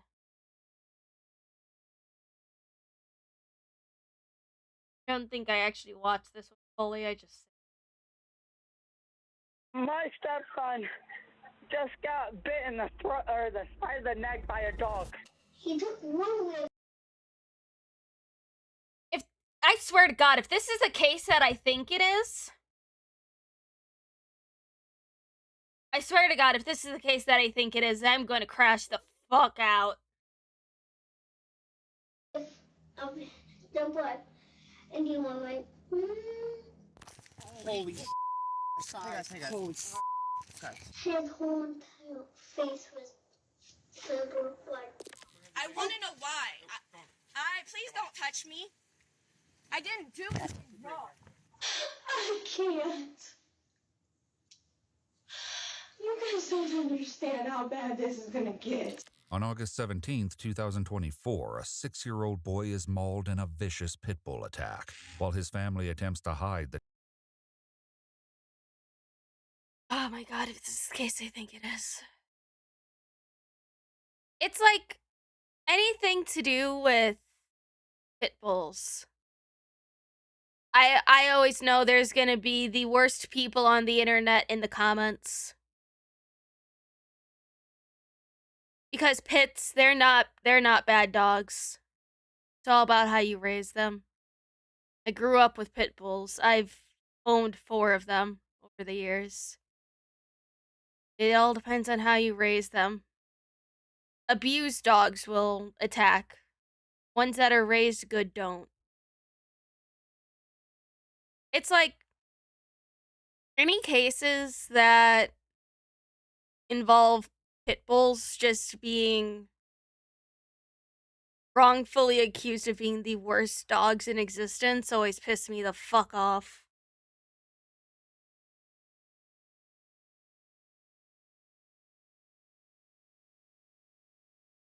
The terrible truth. An unexpected discovery unravels one of the most sinister crimes the county has ever seen. If I'd seen that, I would have lost my mind. The following is based on official police records, and most of the footage has never been seen before until now. It's Saturday afternoon when Ashland County dispatchers in Savannah, Ohio, receive the distressing 911 call. 911, the location of your emergency? My stepson just got bit in the throat or the side of the neck by a dog. It's bad. Yeah. All right. I'm on his neck and his ear. Put pressure on it. Okay, cool. Don't let up. Keep pressure on it. What kind of dog is it? I wanted to make sure it's a pit bull. I'm EMT, so I'm kind of doing the best I can with what I got right now, ma'am. How old is he? 6. Baby, look at me. I cannot let go. We're keeping him alert. If this is the one with the autistic kid, and if this was the abused autistic kid, I am going to crash the fuck out. Is the dog still there? Yes, the owner has a hold of him currently. Did you say that the patient, he's not alert anymore? He is. He's older. He is gurgling. Gurgling? Yep. I want to say the lastration. You can see the damn near the bone. Okay. My brother in Christ. Okay. At this point, you don't need to go into extreme detail about what the fuck is going on. Give her the address. Let her have EMTs and police on the way. You don't need to describe everything. You're okay, buddy. You're okay. No, the dog's not on you. You're good, bro. Go inside. Easy, carry on. He's on their way. With no way of knowing when an ambulance will arrive, they make the split-second decision to transport the child themselves and meet emergency responders along the way. You know, you're okay. We're more worried about your neck, buddy. Ready? Yes. I will take the drop and I will get in there. I need you to hold this on your neck very firmly. My hands. Look at me, baby. Is he like bleeding through the... You can see a little bit of tendon. It's through the... Hang on. Don't worry, I got it. Hang on. I guess we're heading towards the Ashland Hospital now. No. We're going to the fire station. Right, that's where we're going. I guess the fire station? Yeah, we're going to the fire station in Savannah. That's where we're going. I hear them. Are you guys going to station, or do you want them to meet you at the No, post office? they should see us. They should see us. Carrying the 6-year-old boy in their arms, two frantic adults flag down a responding deputy. Together, they begin a desperate attempt to save the child's life. Hey, buddy, do you know your... Oh, holy Hey guys. Holy guys. How old are you? 6. You're not getting sleepy, are you? Okay. Yeah, you're wide awake on me? Yeah? Keep those eyes open. You're doing good, man. I'm really proud of you. You are a trooper, dude. Dude, no joke. Does he have any cuts on his left side? Yes, Okay. smaller. They're smaller. Okay. These ones are the Can you worst. just take some steps back for me, okay? Yeah. Thank you, I appreciate it. Yeah, we're good. We got EMS right here. Thank you. Hey guys, we got some severe lacerations on the right neck, small on The left side's the most severe. Left side's more severe. Just getting in the truck. Okay. I'm just trying to maintain pressure on that right side. Your eyes open, okay, buddy? Your eyes open, baby.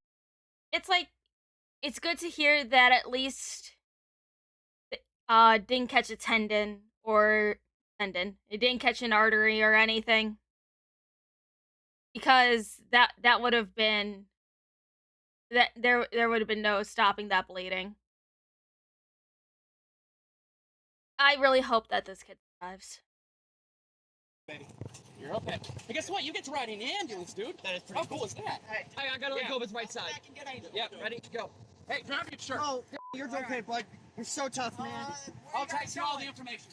I'll text you everything.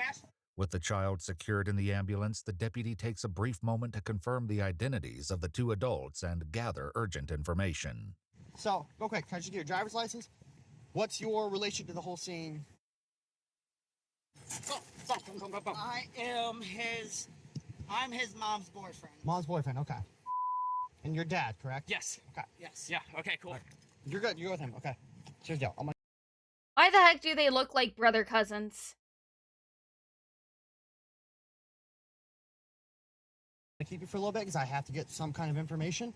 We'll get you over there at some point, okay? But well, I know his mom's at the house trying to, she's freaking okay, so out she's right at the house right now? Yes. Does she have the dog with her? No, her uncle took him somewhere. We don't know. You don't know. Okay, so he just took the dog and took off. Okay, so here's the deal. I'm going to follow you to the house, okay? That's where you're going? Yes, sir. Okay, I'm just going to follow you to the house, okay? Dylan, who has identified himself as the boy's father, accompanies him to the hospital.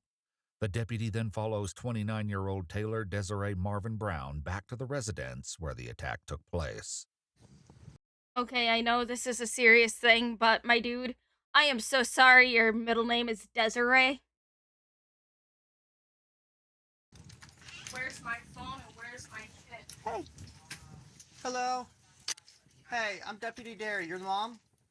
The child's mother, 28-year-old Angelina Williams, gives no response. You okay? Well, I mean, I obviously know, but, I mean, you looked a little lost there. You okay?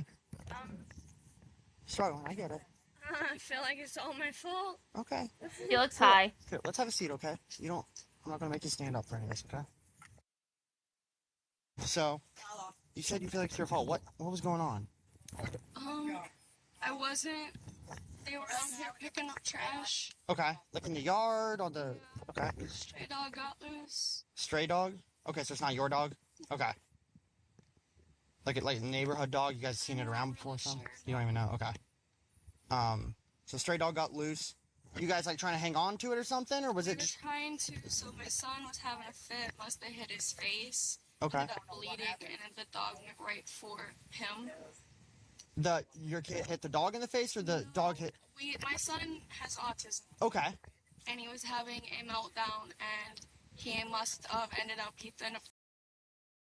Okay, most dogs, unless they were trained fighting dogs, don't just flip a switch if they smell or see blood. They're not lions. They're not bobcats. They're not cocaine bears.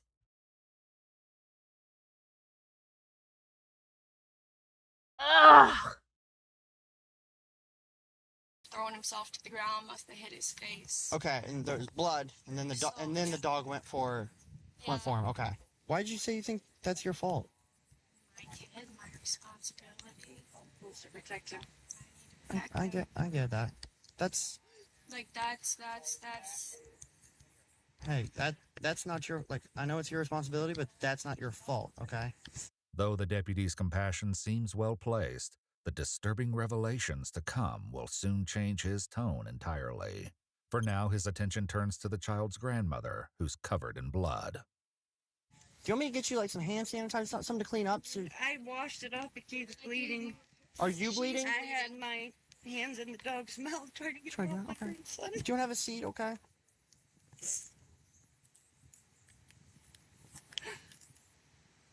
Okay, and someone already took the dog, so the dog's not here. Do you want someone to come check that out? No, we don't know the dog. You It don't might know the be dog? Okay. broken. It might be broken? Pretty sure, yeah. Let's have someone just come look at it, okay? Medics are called to examine her hand. Meanwhile, Taylor speaks with a deputy in private, sharing horrific details about the attack that raise new suspicions. Do I got blood on my face at all? Or am I good? Good. I can just taste it, that's why. Nothing on your face, but you got some on your arms, obviously your pants, legs. My mouth. So was anybody around when this happened, or did they see it happen? Well, he started licking them, and then next thing you know, he falls to the floor, because the dog's a pit bull. Sweet dog. Never done this before, as far as I know. And then we were yelling for Bobby as soon as he grabbed on, calling for her uncle. He came running in. It was just 4 adults trying to get one big dog off of. Was it the right side of the neck or left side? Both. Yeah, it's. So do you get them right here? I want to say like this around the throat because I didn't see any lacerations to his trachea and everything.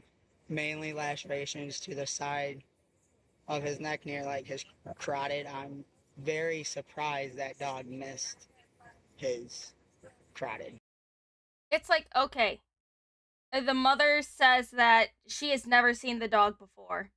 He says, "Oh yeah, this is a sweet dog.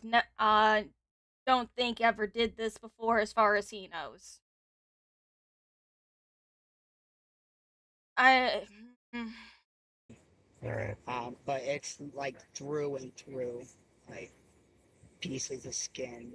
Taylor's statements about the dog being sweet and having never done this before contradict Angelina, who insists the animal was an unknown stray. But this isn't the only detail that doesn't line up. Angelina told one deputy the attack happened somewhere in the yard. I just know where they were yelling from. That's fair. So you just know it's somewhere back here? Yeah. Okay. However, by Taylor's account, the attack took place inside. So who all was in the house when this happened? You, obviously. My girlfriend, who is his mom. Okay. That's her mom. And the guy who owns the house is her Uncle Bobby. Okay. If the dog is a stray, and this happened inside, How the fuck did a stray dog get inside of the house? I get country bumpkins leave their doors open quite often to get some air in because most of the time their AC ain't turned on. But, like, come on. So he was in there as well? Yes. With their stories failing to align, it seems clear that someone is hiding the truth. As the rain drives them onto the porch, the boy's 7-year-old sister asks about her brother. And my boyfriend's name is... That's a needle. Today? Yeah, I saw Like him. now? Yeah, I saw him. He's a pretty brave dude. Is he okay though? I think he'll be okay. Way faster Wait. than I just talked to Daddy. He's okay. So who is the owner of the dog, or who has the dog? We don't know. We don't know the dog. Who called 911? I think... I don't know who called 911. Okay. I'm not who I was holding the dog. That was cool. I was on top of the dog. All right, we'll figure it out. Though the adults constantly interrupt her, the young girl will soon have the chance to speak openly with deputies. She's like looking back and forth like she wants to say something. It's like, okay, kids, no matter how much you like, even for the most, minute things or like something you want to keep a genuine surprise of, the kids will just be like, you'll say, oh, well, I didn't have anything come in the mail. I don't have anything for you. And the kid would be like, no, but Mom, you said that we got this for Grandma. And I just have to be like, shut up. So no, kids are living truth serum. They will say everything without a filter. For now, her mother Angelina grows increasingly nervous. I'm starting to get real uncomfortable. I have PTSD. Why do you feel uncomfortable, ma'am? Because I have PTSD and there's too many of you and I don't know a single one of you. Okay, I paused at the right time. I call bullshit on that PTSD. He obviously is just like, you crock of shit, bitch. Oh, I don't believe you. Well, this is an emergency situation, so generally there's going to be a lot of people around. After giving Angelina and Taylor a moment to collect themselves, they call the deputy over again, ready to explain why they believe Angelina should be allowed to leave. The guy that went with them isn't his biological dad. He has no choice to make medical decisions. She has to be there. Okay. Well, I can tell you they're starting Life Flight as a precaution. Then we need to go. Yeah, then he can't be making medical decisions for my kid. Okay, then why the fuck didn't either of you go with him? You're the one that's like, oh yeah, you go, I'll stay here. No, that's unfucking you. That is your fault. That is you. That is on both of you. You guys are sitting on your happy asses while someone who isn't on your son's medical permission bullshit is up at the hospital with him. Retards. That is it wouldn't be. He has no Just legal right calm to down. my son. No. Calm down. Because I'm pretty much being Let me told. explain something to you. In an emergency situation, He is not a relative. Can I explain this? But you're wrong. Medical decisions have to be made by a family member. In an emergency situation, He's making. I am not. No. in an emergency situation, the squad, members of the squad, can make a decision if necessary. Biological family member present. You can sit here and argue with me all day about it. And if you need to go be with your child, we can, interview and all that at a later time. I know. You traumatized me enough. You know what? I don't believe her. I don't believe a word she says. You know what? This is me just being the absolute Debbie Downer, but this is what I think. I think she is just saying this shit because she doesn't want officers or emergency responders making life-saving decisions for her kid because she wants him to not be able to talk. That's just me guessing. Just posted something in the Lumi memes in the Discord. Okay, I'll take a look. Never said I was following you, ma'am, and I am not traumatizing you. You're doing that on your own. Angelina heads for the backyard, but their conversation is far from over. Meanwhile, the deputy continues to question Taylor. 2 quick questions. Who is the owner of the property? All I know is Bob. I don't know how to pronounce his last name. That's someone's uncle. Whose uncle is it? Your uncle? Mom's. It's Angel. That's my Okay. like. Her mom. So. Okay. That's So my grandma's white brother. Okay. Perfect. That's Thank my you. white uncle. Great uncle. Okay. And my Where's mom at? in the back. Mom went to the back? You to fight. As the deputy heads to the backyard, he's joined on speakerphone by the county dog warden, who listens in. Puppy. Hey, Mom, I need to talk to you real quick. I know, but I gotta talk to you. For what? So here's the deal. The dog warden, look, the dog warden's gonna have to come out. So we got. These dogs have. You're not. I'm not saying anything about these dogs. I'm saying if the dog doesn't show up, though, someone's gonna end up going to jail. I don't have the dog. It's a stray dog. But your uncle does. Her uncle took him somewhere we don't know.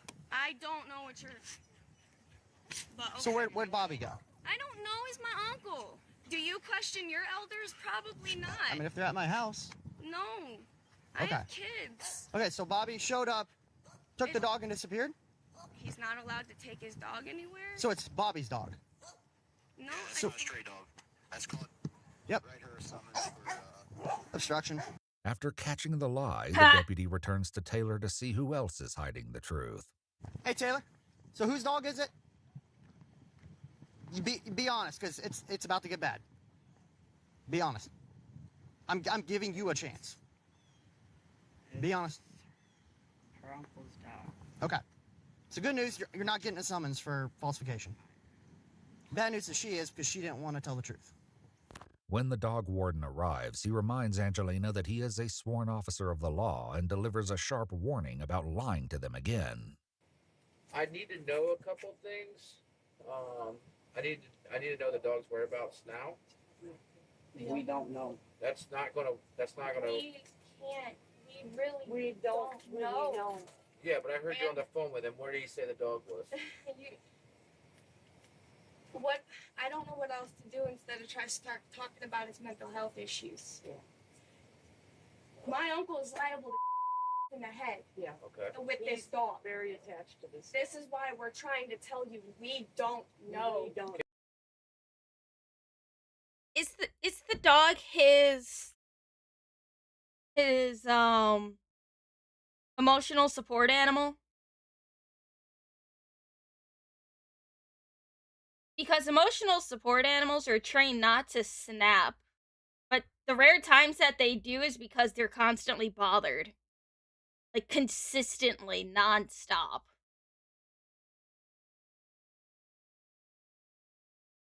Huh. Okay.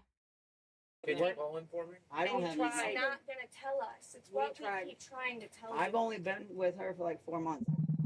Talking about somebody who is autistic, homicidal, depressed. Well, This is what you're discussing with me well, now. you were on the phone with him, I understand. I wasn't, no. He won't talk to us. Who was on the phone with him? I wasn't. Well, then, who are you on the phone with in the backyard then? Please don't. I'm not gonna lie to you. The kid's aunt, the person that they live with full time, Okay. Then you call her and let her know too. which I'm legally obligated to do. Yes. Okay. Deputies learn that Angelina has no legal custody of either child. It remains unclear whether their biological father is known. Wait. Fucking huh? Deputies learned that Angelina has no legal custody of either child. Why the fuck does she have them then? Legal custody of either child. It remains unclear whether their biological father is known or was contacted following the incident. What is clear, however, is that both children live in New York with their adoptive guardian and were only in Ohio for a short visit. Adopted. She lost custody of them?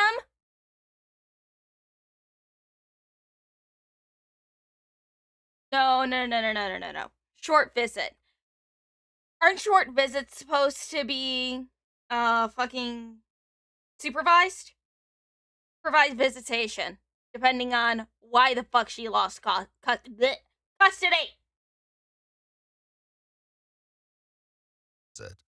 Angelina and her children were staying with Bobby temporarily while they were in town. Yeah, here's the deal. So, Taylor, you were honest with me. You told the truth from front. Grandma, you told the truth. Angela, you didn't. All right. So here's the deal. I'm gonna cut you a summons. I know. I get you're trying to protect family. I get that. I But wasn't even really sure what really happened. Yeah, I know, but you knew for a fact it wasn't a stray dog. All right, that's not even. Okay, you guys, listen to me. You guys are always like, you know, women with nose rings can't be trusted. They're insane. Blah blah blah. If anything, it's the grown women that still have snake bites that have more serious issues than the ones with the nose rings. And also, those snake bites look poorly placed. Up for the question. You knew that, okay? You said you didn't know where the dog was from. You didn't know who owned the dog. Both of those are lies, okay? And that interferes with us being able to do our job, which has a lot to do with protecting your son. The summons orders Angelina to appear in court for obstructing their investigation, but they're about to learn she's been hiding something far worse. Adding to their concerns, deputies had received reports of shouting at this residence during the past week. My daughter thought it was funny to sneak around the house and hide from us. Okay, so you guys were yelling around looking for your daughter. Okay. And then the day prior, my kids locked my dog up in a storage, and I thought maybe he got out. Okay, so you were yelling looking for a dog. Okay, yeah. That's fine. Like I said, I just want to make sure because we heard that there was a lot of yelling going on, and now all of a sudden there's a dog bite. So we just. And I went and I talked to the mayor. Okay. Once they step inside the home, deputies find chilling evidence that doesn't match the story they've been told. A blood-stained chair, a rope, and a child's hoodie stained with blood. While it's clear something far more sinister has taken place here, deputies reluctantly leave the property with no dog and no clear answers for what truly happened to the child. The decision is then made to head to the hospital and try to speak with the boy himself.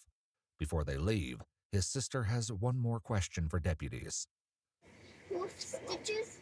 I think so. I don't know though. I saw blood on the carpet. Yeah, it looks like you have a little blood on you. Yeah.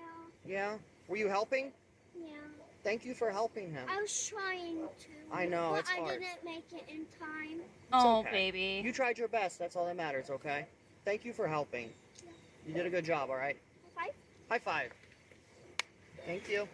At the hospital, Dylan has remained by the side of the recovering 6-year-old, a child who, against all odds, survived the attack. Oh, what good. the boy reveals next changes everything. So, what was happening?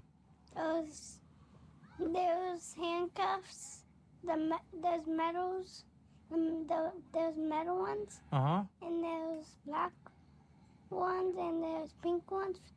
Yeah. And I was getting the feet and hands on. You were handcuffed? Did you do it, or did they do it? I was acting up. And they handcuffed you? Okay. Yeah. Where did they put the cuffs at? My hands and my feet. I see. You know, this isn't the first time that I've heard parents with autistic children handcuffing their children to either, like, heaters, chairs, tables. This isn't the first time that I've heard of this. And it's depressing that this isn't the first time I've heard of things like this.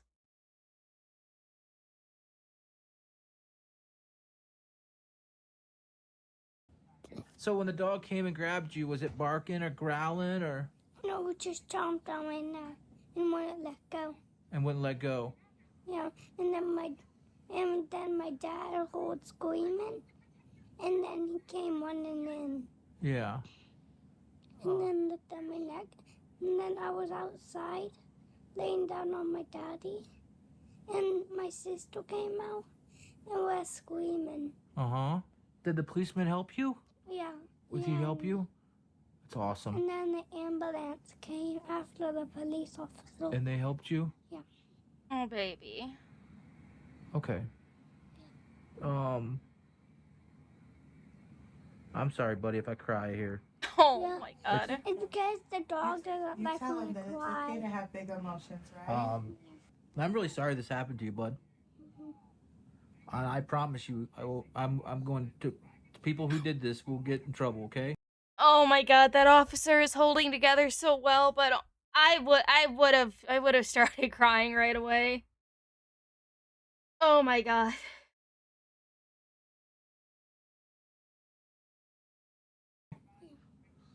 Even big guys have emotions. As a dad, I'm really sorry, bud. I'm really sorry that happened to you. I'm gonna be right back in here, bud. We're gonna pause this for a second.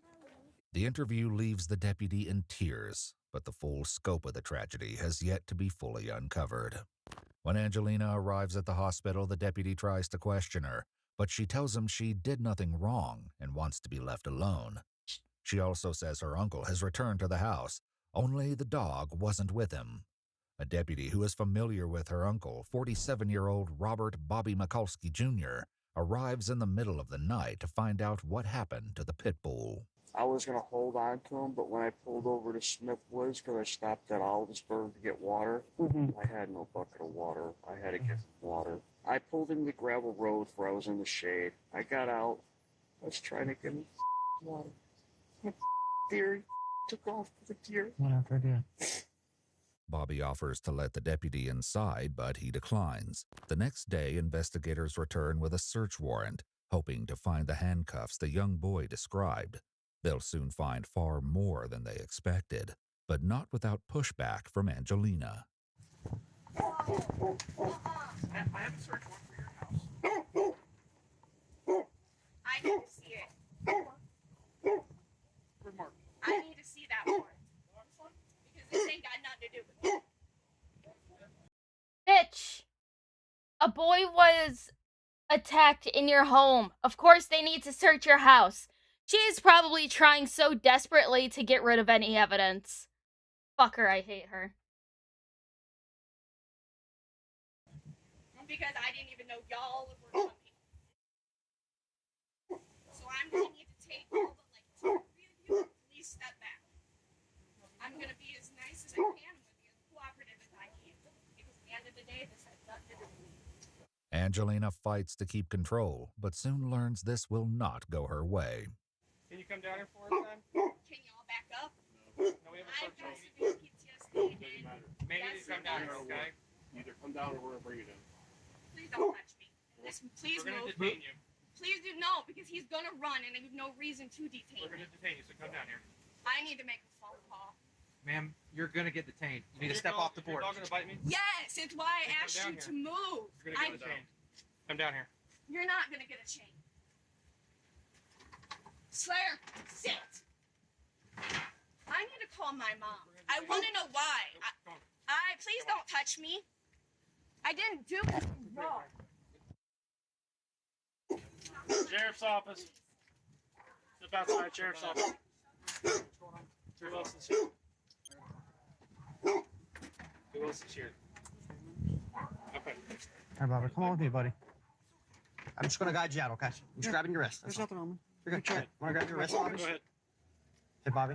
I'm gonna grab your wrist, okay, bud? Just gonna guide you out, okay?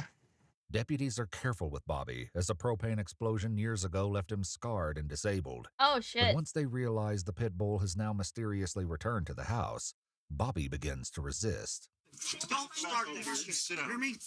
Come over here. Okay, keep it. And sit down. Stop. Propane explosion. Jesus fucking Christ, that poor man. Sit down. Sit. Are you my father? Sit. I'm a fucking handicapped man. What do you think I'm gonna do? I'll put you in a cruiser if I have to, if you're not going to control yourself. You can either sit here and listen to me. You're either going to sit here and be nice. I'm going to put you in the back of a car. Which one do you want? Do you want to sit in the back of a cruiser?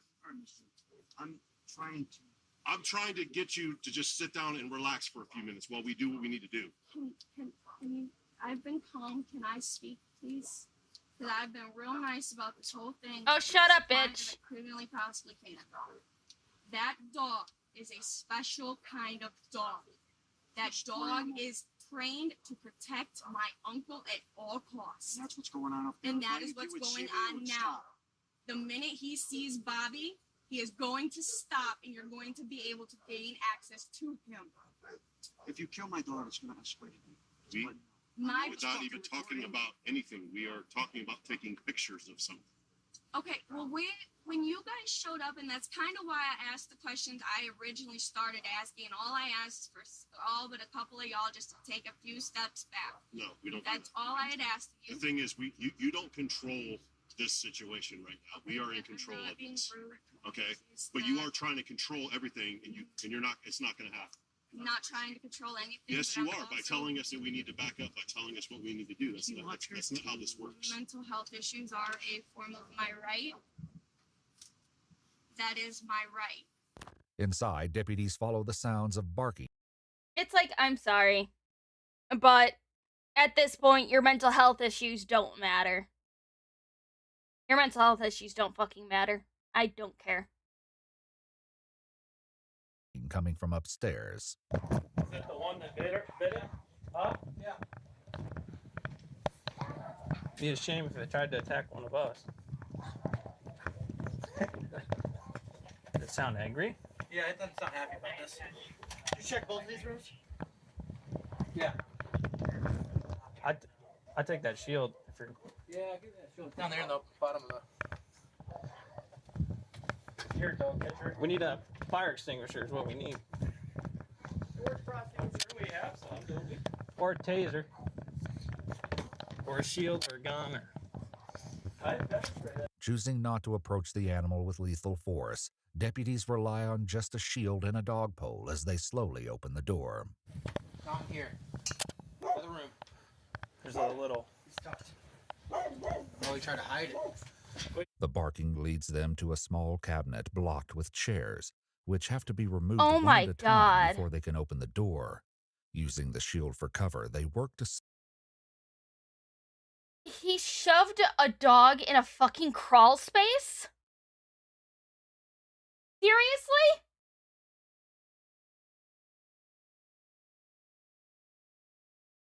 Recap of what the fuck happened and mom did the last one. Mother had her stepfather kill the dude. slip the dog pole around the animal's neck. Hold on. Don't move that yet. We'll see what he does. Hey, buddy. Pole's tightened down. All right. Oh, baby.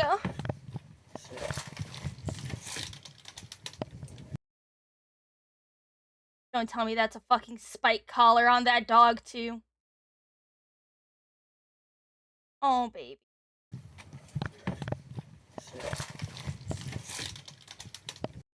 Okay. Okay, they don't have any collar on that dog. At first, I thought that was a reverse spike collar. I was gonna be pissed off. Oh. It looks like a red nose pit. Looks like a red nose baby. Oh yeah, you're glad to keep that in front of me. He's gonna go after me. Let everybody know we're coming out with him. It's okay, man.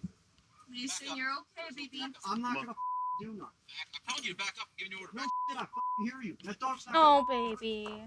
He will hurt you. You guys to protect me. I love you, Mason. Can I hook my goddamn dog? No. Can you hold my hand so I can go talk to him through the window? Yeah, give us a minute. I will let you talk to your dog. Just give us a minute, okay? Cooperate. I don't care about nobody else besides my dog. I get it, man. I got a dog. Dude, if you cared about your dog, you wouldn't have shoved him in a goddamn crawl space. That baby looks scared as hell. Oh, I get it. The pit bull, whose name is Mason, is placed in the back of a squad car, while Bobby feigns ignorance. He was fine up there. He was barking in the cubbies. That's why we. To get in a cubby. He was all in there. Is there another way in there? No, they're just magnet doors shut, so he must have went in there looking. Well, there's chairs in front of it. He can climb. He's saying he was putting the dog up in the attic, but he didn't put him in the cubby. That door was shut, so he thinks he says the dog went in there on its own. I don't know how it went up there because there's chairs in the way. There have been There's misconceptions and lies this Oh, entire yeah. time. Hey, in 2023, there was a call up here before, and it was involving a dog and him, and he says the dog ran away. That was last year. So you tell me. Why didn't no one tell me about this one? The warden explains that Mason will be classified as a dangerous dog and impounded for the duration of the case. Bobby is then allowed one last emotional goodbye. Oh, baby. It's okay. I'm sorry. I love you. You're not gonna hurt me. You're not gonna hurt me. I love you, buddy. I love you. Please, be good. Please. I can't lose you. While executing the search warrant, deputies find the handcuffs described by the child, along with a set of keys. Deputies ask Bobby about them and are met with a shocking response. What's the deal with the handcuffs that are sitting on the counter right inside there? Oh, when the kids start attacking each other, if one's disciplined, the other one will call the other one to them just to attack them for no reason. And all it was just to stop them from leaving and running around the house and do whatever they want. That's all. The handcuffs were for that? All right. My fellow parents in the chat. Do you guys just have the urge to handcuff your kids if they just run amok a little too much for your taste? Because I never had the urge to handcuff my child if she was, a little hyperactive. I don't know about any other parents. But Jesus fucking Christ.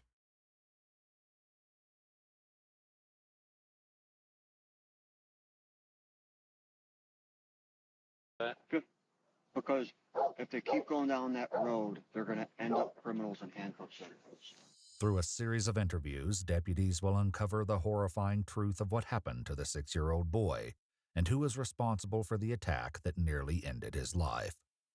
They begin with his mother, Angelina, who prefers to go by the shortened name, Angel. Angel, right? Okay, so make sure.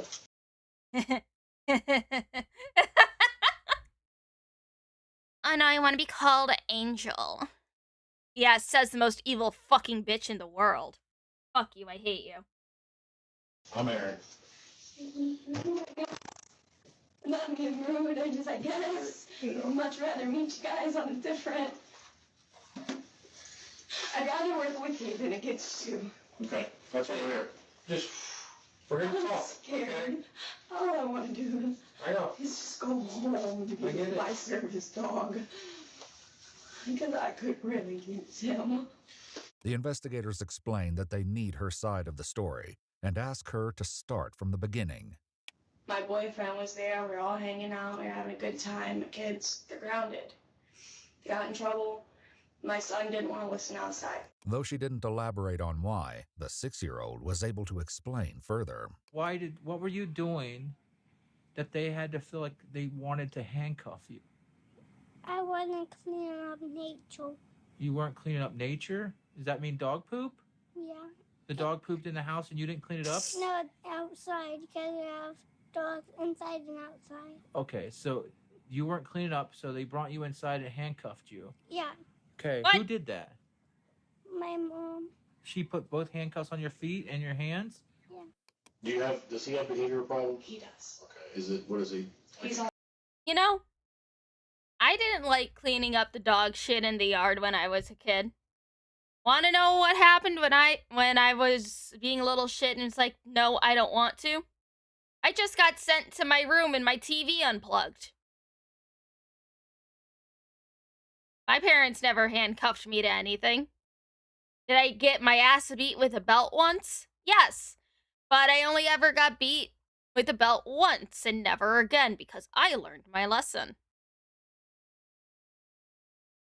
Autistic. Autistic. Okay. Both of my children. So it's gotta be rough. I mean, it is. so technically, or how do you guys discipline?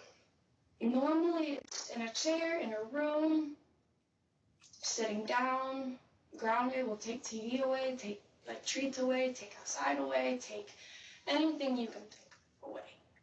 Normal, basic, grounding kid punishment. Any other types of discipline that you guys use if he gets really out of hand? Like if he's like when he throws one of these fits, he throws himself. So, Do you deserve the belting is the next question? Yeah. Yeah, I did. I did deserve it. If I remember correctly, I did the cardinal sin of giving into peer pressure and stealing my dad's cigarettes. But yeah, anyway. Hey, Sandu. Only time I was restrained as a kid was by my grandma. She secured me to the chair with a belt. She did it because I was being a brat and refused to eat a peanut butter and jelly sandwich. Grandma lived in the Great Depression, so she was old school. Yep, that's an ass whooping. Yeah. But granted, I didn't even smoke them. I got them for my friends who smoked. Oh, I was such a pushover. I'm still a pushover.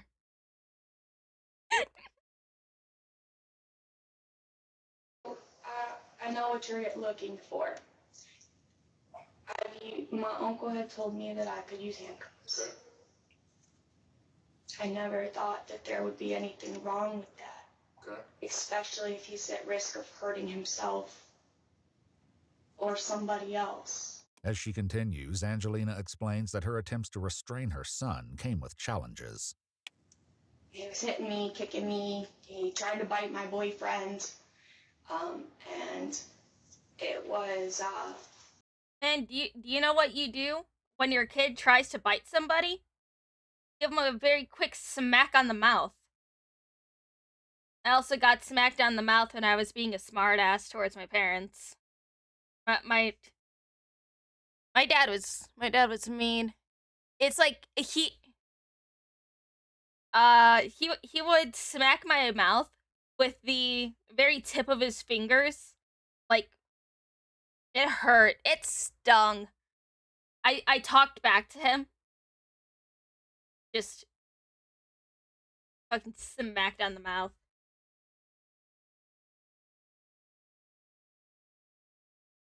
Yeah, I can see your stuff, Xylon. he set my son in a chair. And when my boyfriend went to readjust him, my son went to bite. I'm not gonna lie, I'm a mom, I'm sure maybe you're a parent, but biting, most parents, a little pop in the mouth. She smacked me in the cheek and then my nose and mouth started bleeding. That was this time, right? What the fuck? She slapped this poor boy so hard, his mouth and nose started bleeding after he was handcuffed to a fucking chair. Oh my fucking god.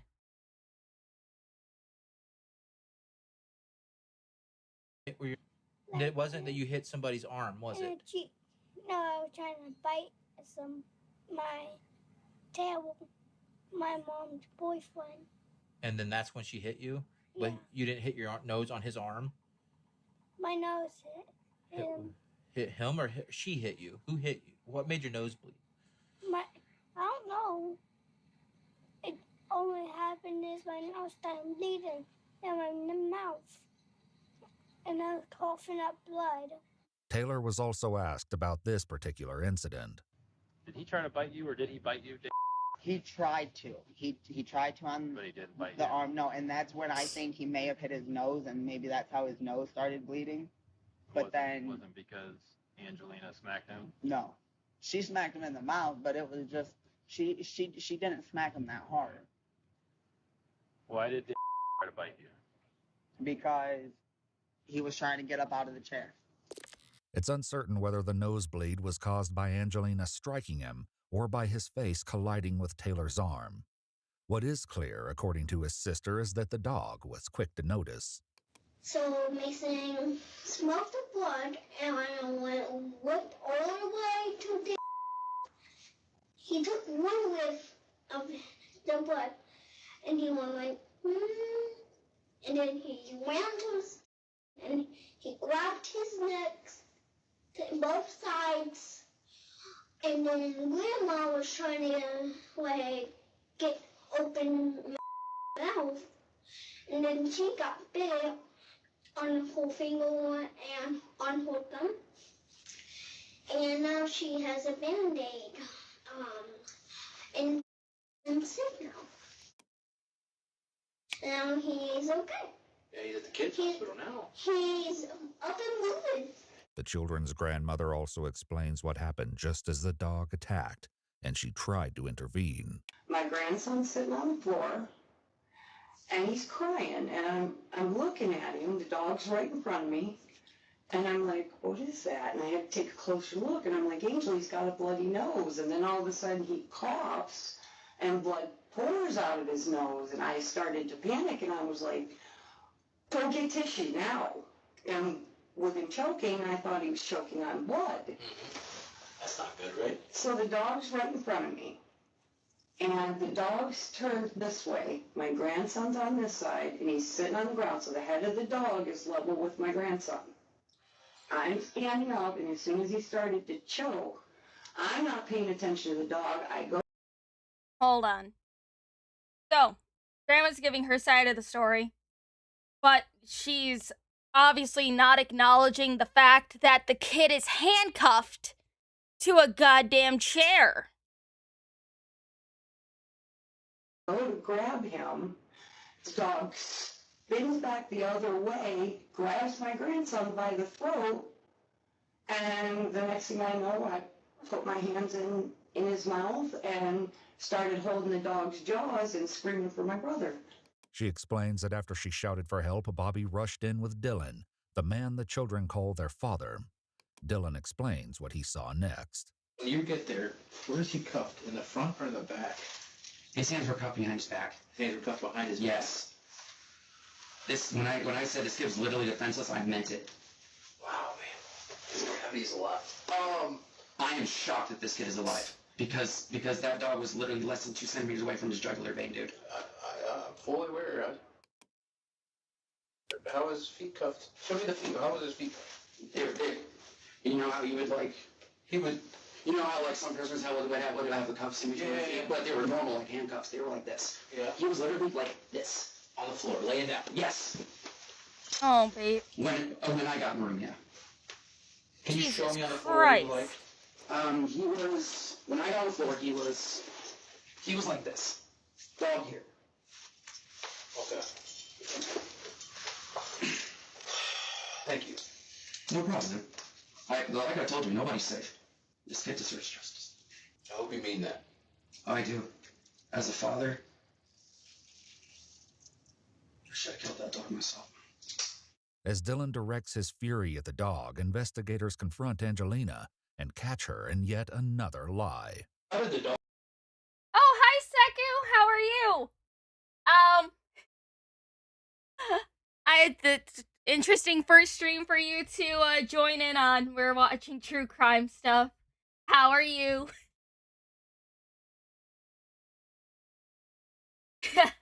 Yeah, we getting into some true crime stuff. How are you, Seku? Man, why couldn't it have been one of my funny yapping videos that you've seen? Very interesting first stream, I know. I like watching true crime stuff. How are you? Good, not anymore. Your Seku pony? Seku worked on some of my pony art. Seku is a very, very talented pony artist for anyone who wants to get ponyfied.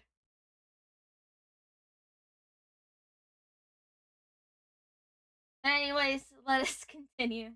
Doing alright, saw a notification, wanted to come by. How are ya? My mom used to watch true crime all the time, so this brings me back. Well, I'm happy that you stopped by. And I'm happy you're doing well. I'm doing well. I am chilling. We're gonna finish up this video and stuff before I head out so I can sleep for work tonight. I am a sea pony. I am not a kelpie. And Seku did not do this PNG, but Seku did the other art that we have as stickers in the server. That's why you ignore me? I did not ignore you, Draken. I just can't read numbers. Let us continue. Dog end up in the room. Was she like, did she bring the dog in? Was the dog in there? Oh, it was just loose in the house? But according to her mother and uncle, letting the dog into the room was Angelina's idea, and a dangerous one. I was in the kitchen until she told me to open the door. I didn't know anything about those handcuffs until I opened that door. But I know my niece said it was okay. Open the door. He can come on in. The dog can come on in. Yes. Mason can come on in. Okay. And I don't. Why does it seem like this woman wanted this kid to get attacked? This feels like an entire setup by her. I don't like her. I hate her, actually. That's an executive decision by me. They shouldn't have made that decision on their own. Because that's my dog. And he's trained to protect me. And they don't understand his triggers or anything like that. I've trained him not to. If there's any kind of fighting, arguing, screaming, he wants it to stop. Taylor, however, presents a different theory as to That is that is the worst way to train a dog. Oh my god. That is the worst way to train a dog. You don't train a dog to just basically go after the source of, like, when they're screaming. You don't train it to go after someone who the dog perceives as the instigator to a screaming match, fighting, or whatever. That is a terrible way to train a dog. It's like, he says that the dog was trained to protect him.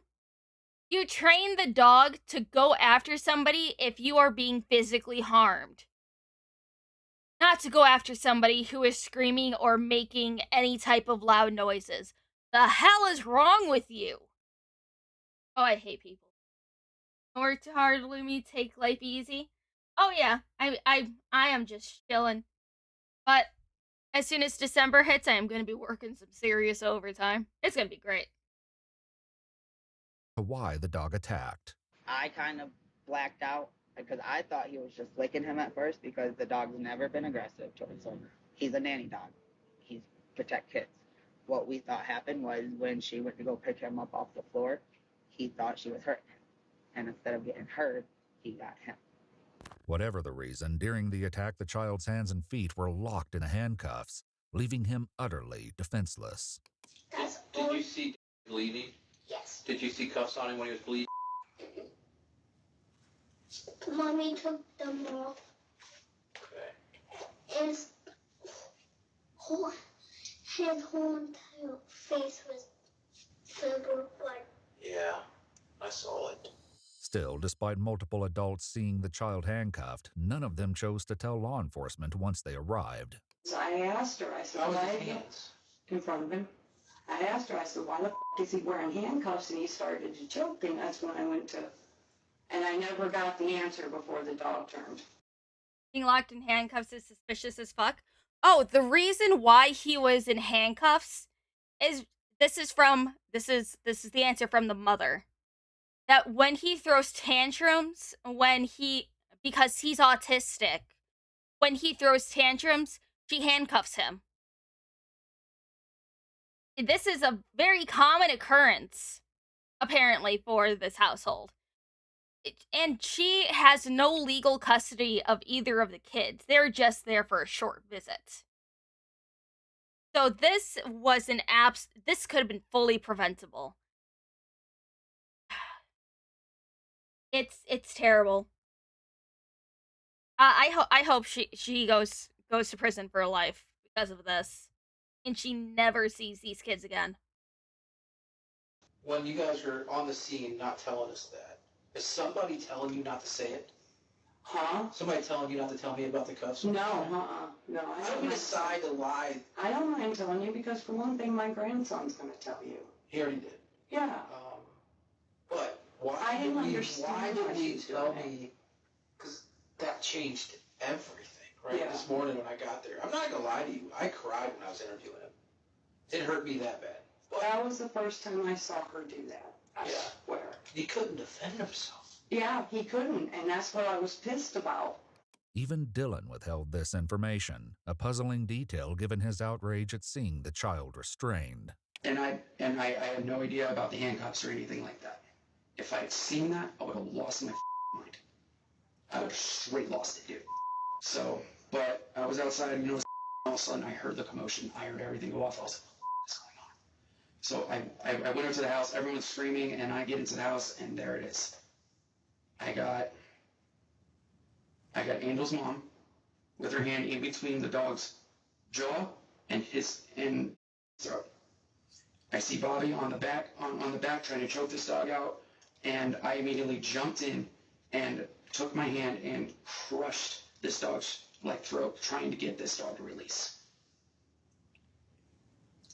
All the while seeing my son handcuffed and not able to defend himself. Okay. And the more I think about that, the more I just get so pissed off and enraged that why the you put handcuffs on a 6-year-old boy? Okay. Because he was defenseless. He had no way to defend himself. None. But why did you lie to me? Because I was protecting Angel at the time.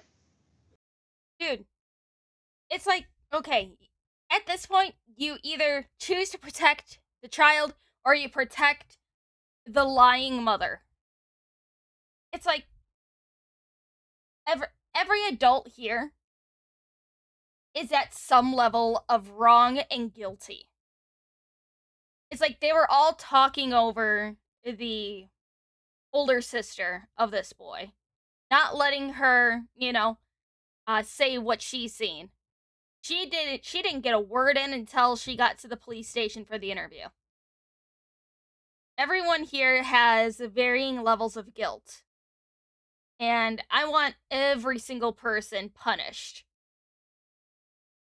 It's disgusting. I hate it.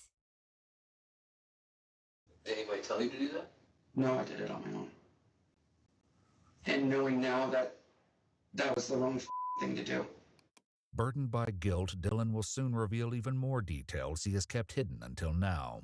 Before he does, as questioning of Angelina continues, she makes a stunning admission about her use of the handcuffs. My daughter, and when I use them on my daughter, she's got a nasty habit of wholeheartedly punching herself in the face. My daughter at one point is recommended to wear a helmet. So. How many times have you had to use them on your daughter? Once, personally, once. When they ask the 7-year-old girl herself, her answer leaves the deputy in disbelief. Can I ask you something? Have you ever seen anything that looks like these? Yes. Where have you seen these before? I know how to use them. Why do you? Why do you know how to use them? So watch. Okay. Yeah. Like this. Okay. Yeah. But how do you know that? My other mom did it before to me. Put it on you? Like that on the back? The silver ones. The silver ones like these? Mm-hmm. So you had handcuffs put on you before? Yeah. Other moms. Which other mom? Angel. Angel? When did she do that to you? When I was grounded. When you were grounded? Mm-hmm.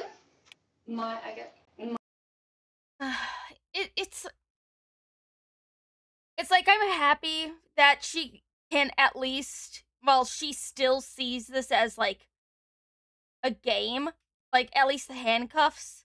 I'm glad that she's still young enough that she's not completely traumatized by being handcuffed at like while being grounded. Obviously, the adoptive parents are doing a good job taking care of her. But oh my fucking god. Like, I never seen a pair of handcuffs in person until I was a teenager. Oh, this poor girl. My hope in doing it, even the couple of times I did, it was in hopes that maybe when she's older, she doesn't end up in jail. No! You don't do that! Handcuffing a child does not put into their mind, oh, I gotta do good things so I avoid staying out of jail and not getting these handcuffs on my wrist. No, people already tried that with the show Beyond Scared Straight. That didn't help hardly anybody. If anything, that made some of those kids worse. So no, this type of shit does not help prevent kids from, like, going down a life of crime. You show them good. You give them a nice, normal life. And if they need therapy to get over some things, send them to therapy. Not this. In trouble. So the cuffs aren't only just to restrain him, it's like a deterrence for being arrested by like us. Is that what you're, like? That was the hope. And they were never even as tight as like you guys put them on. They could pretty much almost slip their wrists out. There's been times where my kids have laughed and it's a game. It's a game. But they know it's like discipline, right? Yes. They know they're in trouble. Well, we hope. Yeah, but okay. Okay. The thing with autism is they don't process like we do. Mm-hmm. They process things differently. So being handcuffed to them, they think it's funny. Yeah. Okay. I know there's at least a good handful of you with autism in my chat. Do you guys think being handcuffed is funny?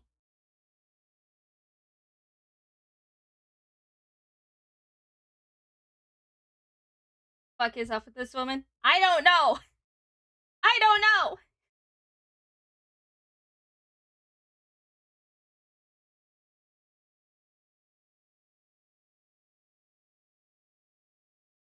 Ugh.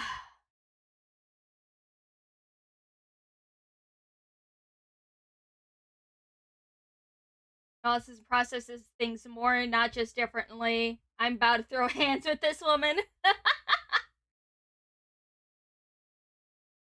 Hate anything on your wrists? Not real steel ones? Ugh. I hate this woman so much. Yeah. They know it's supposed to be a punishment, but it's fun. Yeah. But the investigators aren't laughing. Based on the rope found at the crime scene and Rope! the children's own account, it appears as though more than just handcuffs were used to restrain them. Have you ever been tied to a chair? You have? Who tied you to a chair? Angel. Angel? You know? Throwing Angel in Gen Pop and then letting it conveniently slip how she managed to get in there might be a good idea. Just saying. When were you tied to a chair? Do you remember? That was like a few days ago. Yeah. What? When I was grounded. Were you scared? My arms was complete. They got peeled. Yeah? One side was blood. How did she tie you around the chair? So she tied me to a chair, like she wrapped me around. Your arms around? Both sides. Like together. Like this? What? Like, sort of like this? No. I was like Like this? Yes. Like this? Hmm? And then they wrapped us. Did they wrap it? No.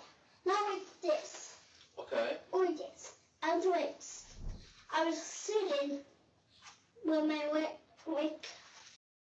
Oh, baby. She was seated. There's no arms for this chair. So her arms were straight down, so it's parallel with the back of the chair. Oh my god.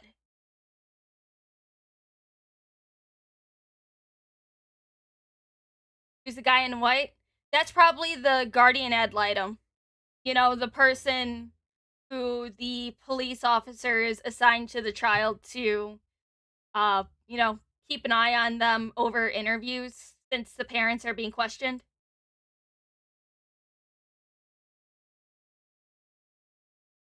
I remember I needed a guardian ad litem when I was younger for some court stuff.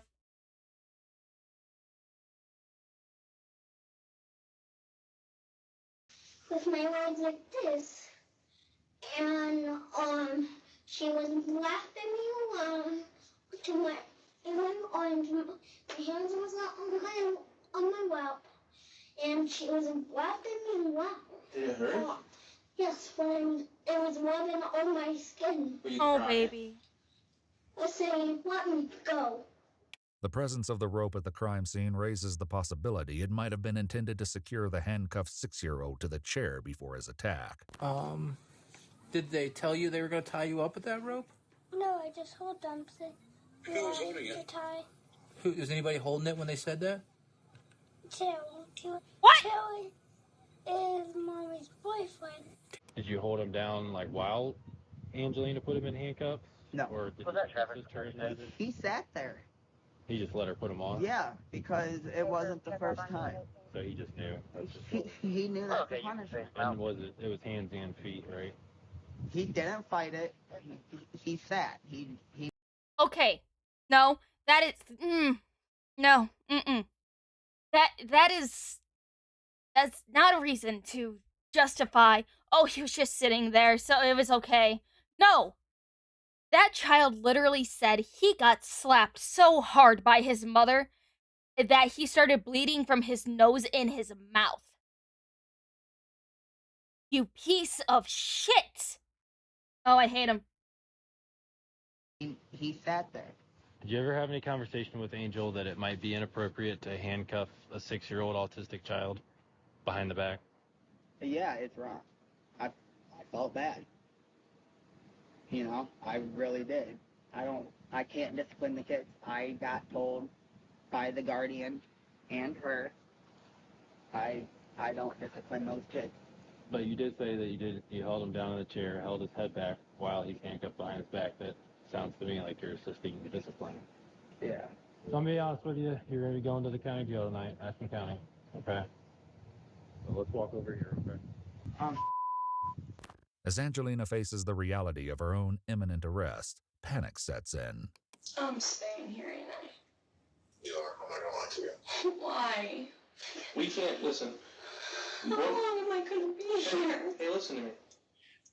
We're just detectives. Okay, it's our job to talk to you, but we can't make those decisions. Who does? Prosecutors and judges. I can't. You guys don't understand how bad this is gonna get. I have really bad mental health. I don't believe you. I believe you're lying about the PTSD that you claim to have. You probably have crippling drug issues and probably going through withdrawals. Saying that it's going to get really bad? No. I don't care. You are an abuser towards your goddamn children. You weren't even supposed to have them. You lost all custody of them. And I hope, after this, you never see them again. I hope you're in jail for the rest of your life. Want to know what will help with your claimed mental health issues? Solitary confinement. Fuck you. They will accommodate you. I won't eat. It's not like big bad jail where officers are throwing you around. I mean, it's a nice jail. I won't eat. I can't eat. I need my dog. But unfortunately for Angelina, jail regulations do not allow comfort animals. Before they go, investigators finally remember to ask her about the use of ropes. Was there ever, ropes used either? Or was it just cuffs? As a game, It was a game. Tying your daughter to a chair where she said that she was hurting and she said, "Let me go," was a game. Oh, I hate her.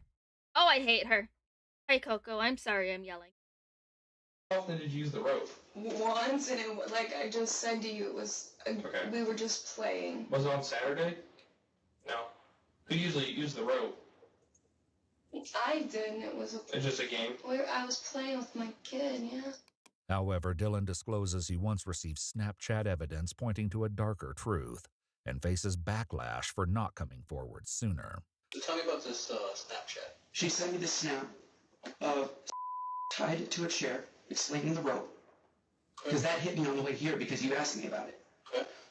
And I ripped her head off about it. Like, why the is my daughter tied to a chair? Did she say what? Because she wasn't listening. She was acting out. She wasn't listening. But that doesn't give you... In this picture, was she crying? Did the It was a video. She wasn't crying or anything. She was just sitting there with her head down. It was a video. It wasn't just a picture. It was a video. And I wish I would have saved it. Why didn't you tell me then? I should have. Honestly, right when thinking back on it, these past few days, I should have. Here's the thing, man. I got there and I was trying to help. I know told you you were. that. You were trying to help. And if I would have known that right then, do you think this would have been waiting till now? No. You think that kid would have got his justice on Saturday? He would have got his justice then, right then and there. And I'm really kicking myself in the ass for that. It's like, dude. He deserves it, man. Yeah, exactly. He deserves the justice. Exactly. He deserves that justice, man. While being held behind bars, Angelina calls her mother and places the blame for the entire incident solely on one person's shoulders. I can't believe your brother did this to me. What? I didn't know. I was listening to my uncle. He was the first that ever came up on my kid. He was? Yes. Bobby? Yes. Bobby was the first one to do it, and so I thought it was okay. And he almost killed my son. And now I'm being punished. Oh, God, Angel. Why didn't you tell me he was doing all this? I would have jerked you all out of that house immediately. No, it was wrong. Bobby's done to me. Bobby doesn't have a sister anymore. You abuse my children. You abuse my grandchildren. Take me on. I'm the one you hate. Bring it. I have Don't a feeling take it she's out on my lying. grandchildren and my children. You. It was a mistake. It may have been, but the way the courts are looking at it is you're an adult. And that's why you're being held responsible like him. And people think I would actually hurt my son. Because you did! And I would never. Well, you gotta understand how it looks. I know, but it's not the truth. I would never hurt them on purpose. During questioning, Bobby admitted the handcuffs were his. However, he denies ever putting them on the children himself, reminding them he has missing fingers from the propane explosion that left him disabled. But obviously you knew that she was using that as discipline. Okay. But her kids were kind of... Did you ever try to stop her from doing it? No, I don't like conflict or arguing. Okay. If the children were to say that you had... Oh. Yeah, I just noticed. There's no way that he'd be able to put handcuffs on those children. He just has a whole fucking stump on this hand. And I think he only has 2 fingers on this one. Yeah, no. Angelina's just throwing everything that she can on him.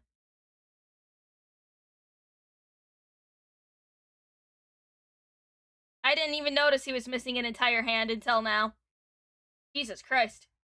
That propane explosion was insane, huh? They handcuffed him, would they be lying? Yeah, why? I can't take screaming or conflict. During the victim's interview, investigators asked directly about his great-uncle's involvement. Have you ever been handcuffed before like that? Yes. When? A lot of times. A lot of times, huh? Your mom and Taylor's always done it? Did Uncle Bobby ever cuff you? No. No? As Angelina continues to share details of the case, Taylor asked to speak with detectives one more time. Taylor, who is transgender, has been housed in the same jail as Angelina. Why is it you want to speak to us?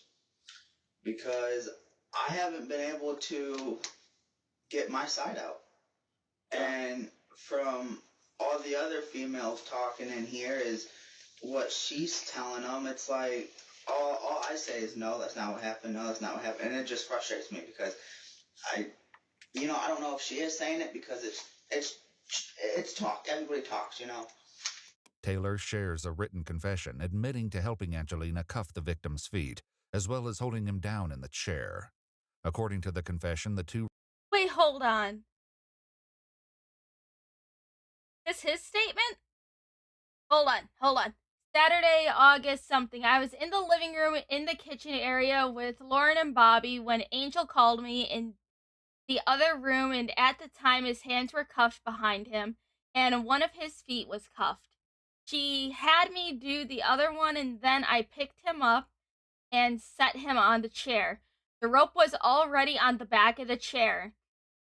He went to go bite my bicep, and I did hold him so he won't do it again. That's when Angel came down from the stairs and slapped his mouth, not hard, but she told me to get on the steps. I told Bobby and Lori? I don't know the name. To let the dog Mason in to show him the boy, redacted, was okay. That time, Angel and I were on the steps. Her mom comes in, and I say, I think his nose is bleeding. And she says, don't just stand there, go get something to get toilet paper.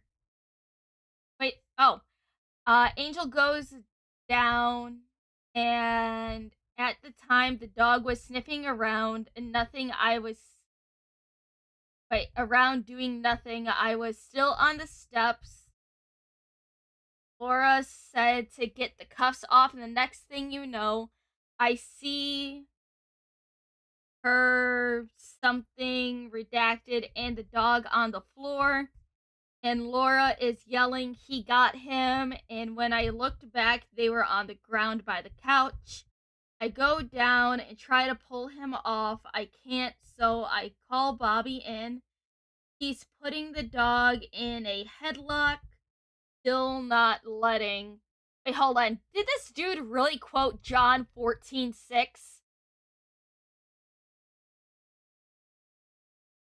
What the hell? Received no help in this from Bobby. Investigators showed Taylor the Snapchat video of the boy's sister tied to a chair. Taylor denies ever seeing it before, but admits to seeing this done to the young girl in person on at least one occasion. And along with her being cuffed to that, she had a rope around her, and it was like there was the bar right here that had the legs on it, okay? And it was like almost like a noose, how a noose is made, and then it came like up and like around, and it like wrapped around the chair, around the rods. Jesus. You understand how messed up that is? No, yeah. I do. I'm not being mean, but you did nothing about it. Am I right? Yeah. You didn't discuss this with anybody when you're seeing, quote, stepdaughter tied to a chair? You didn't say what the hell to anyone? That's what I'm asking that question. It's like, how are they complicit with all of this? Oh my god.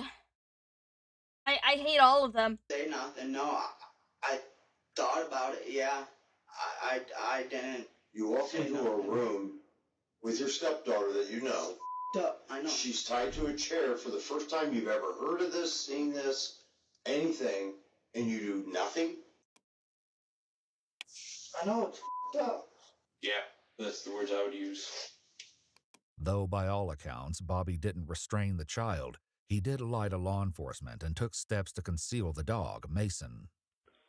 Please tell the attorney I want him. I am going to. I didn't know anybody was able to pick him up. Because he says you don't know if I'm going to prison or not. I hope not, but I guarantee the dog warden that's never going to happen again in my watch. I guarantee it. I'll never let anybody watch him without me. But he's a good boy. He don't deserve to be destroyed. Bobby ultimately admitted that the night he returned home without his dog, he lied about it getting loose after chasing the deer. In reality, he left the dog with a friend, who later told police he had no idea the dog had bit anyone, or he wouldn't have allowed it to stay. According to the investigating deputy, Robert is an irresponsible dog owner, and his behavior put others at risk of serious physical harm. Honestly, I did not do nothing wrong, besides taking my dog from the scene. According to a press release provided by the Ashland County Sheriff's Office, the pit bull was taken into custody to be housed as a vicious dog. 47-year-old Robert Bobby Mikulski Jr. was ordered no contact with minors and prohibited from owning any animals, including dogs. Good. After pleading not guilty, he was tried on 7 felony charges and ultimately convicted on 3.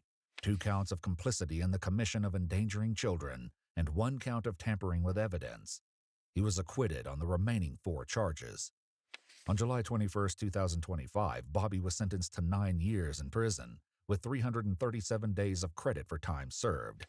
He appealed his sentence in August of 2025. Despite confessing to complicity, Taylor's recorded jail calls reveal a refusal to accept responsibility for what happened to the child. No matter what I said, she was going to do it anyways. Yeah. So how was that my fault? Just because I was there and witnessed it? 29-year-old Taylor Desiree. Dude. It's called being an accessory to a crime. You were there. You were complicit with what was going on. You didn't do anything to stop it. You could have called the police. Could have called CPS. You had so many chances to make this stop, and you didn't do shit. So of course you deserve punishment. Marvin Brown first pleaded not guilty, but later changed the plea to guilty on 1 count of obstructing justice and 3 counts of complicity in the commission of an offense. On July 14, 2025, Taylor was sentenced to 10 to 15 years in prison, plus 2 to 5 years of post-release control. With her own judgment closing in, Angelina grasped at the possibility of receiving lesser charges. I don't see these charges sticking. Oh, fuck you. I hope you go to jail for the rest of your life. Not with it not being my dog, my cuff. Nothing was personally mine. It doesn't matter if those items belong to you or not. Do you really think somebody could pull a defense of, oh, well, you know, that wasn't my weapon. I didn't own it. So, obviously, it should be that person's fault. Sure, I'm the one that did the thing, but it didn't belong to me. Fuck you. I'm not saying I did nothing wrong, but at the same time, I didn't know. That's what I was worried about, because you weren't really taking accountability for your part. I'll take account. I have, and I have. I can't go to prison now. I can barely do jail. Before her fate is decided, Angelina poses a final question to her mother about her 6-year-old son. Is his smile back? Sitting there. It's a little crooked with the nerve damage. That baby's always had a very, very pretty smile. That little boy's smile will light up any room. Just like mine once did. Oh, fuck got you. My smile before the world took it from me. According to a press release from the Ashland County prosecuting attorney, the 6-year-old boy has fully recovered from his physical injuries. Oh, good. It also states that he and his sister are residing together in the care of a legal custodian, where they're receiving appropriate support and protection. 28-year-old Angelina Williams initially pleaded not guilty by reason of insanity. After undergoing a psychiatric evaluation, however, she was found competent to stand trial. Good. She later changed her plea to guilty of kidnapping. Kidnapping? So you admit that you took the children when you weren't supposed to? 4 counts of endangering children, obstructing justice, and possessing criminal tools. On June 30th, 2025, Angelina was sentenced to 19 to 23.5 years in prison, plus 48 months, with 316 days credited for time served and an additional 2 to 5 years of post-release control. Neither Dylan nor the children's grandmother were charged with any crimes related to this incident. If you'd like to see select new videos early, I think they should have at least got slapped with community service or like a year. I don't think they should have gotten away with nothing, but I am happy. I am happy that Angelina got arrested and got that much time in prison. She deserves more, honestly, but I really hope she never sees those children again. This is the best outcome we could have gotten, but happy to see that she was arrested. Fuck her. Ugh. But anyways, I think that is enough sad for today because I gotta make myself some food and get ready to go to bed so I can work tonight. But thank you for joining, everybody. I really appreciate it. I appreciate you guys for always joining these Yap streams, and I will probably do another Yap stream tomorrow with something more, not true crime. I'll probably talk about Cody's stuff with YouTube taking his money and some other lighter topics. But let me see who is live right now. Well, I need to refresh this page because I don't think half of these people are still alive.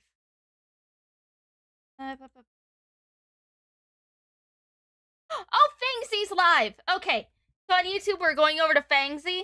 We're going over to my wife. Not real wife, but you're gotta go see the cute dog. I love her so much. She's playing Phasmophobia. And I don't know where I'll send y'all. I'll send y'all somewhere.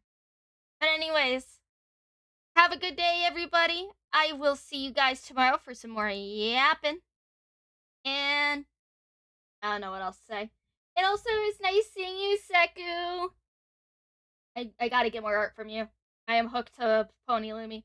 Anyways, bye guys.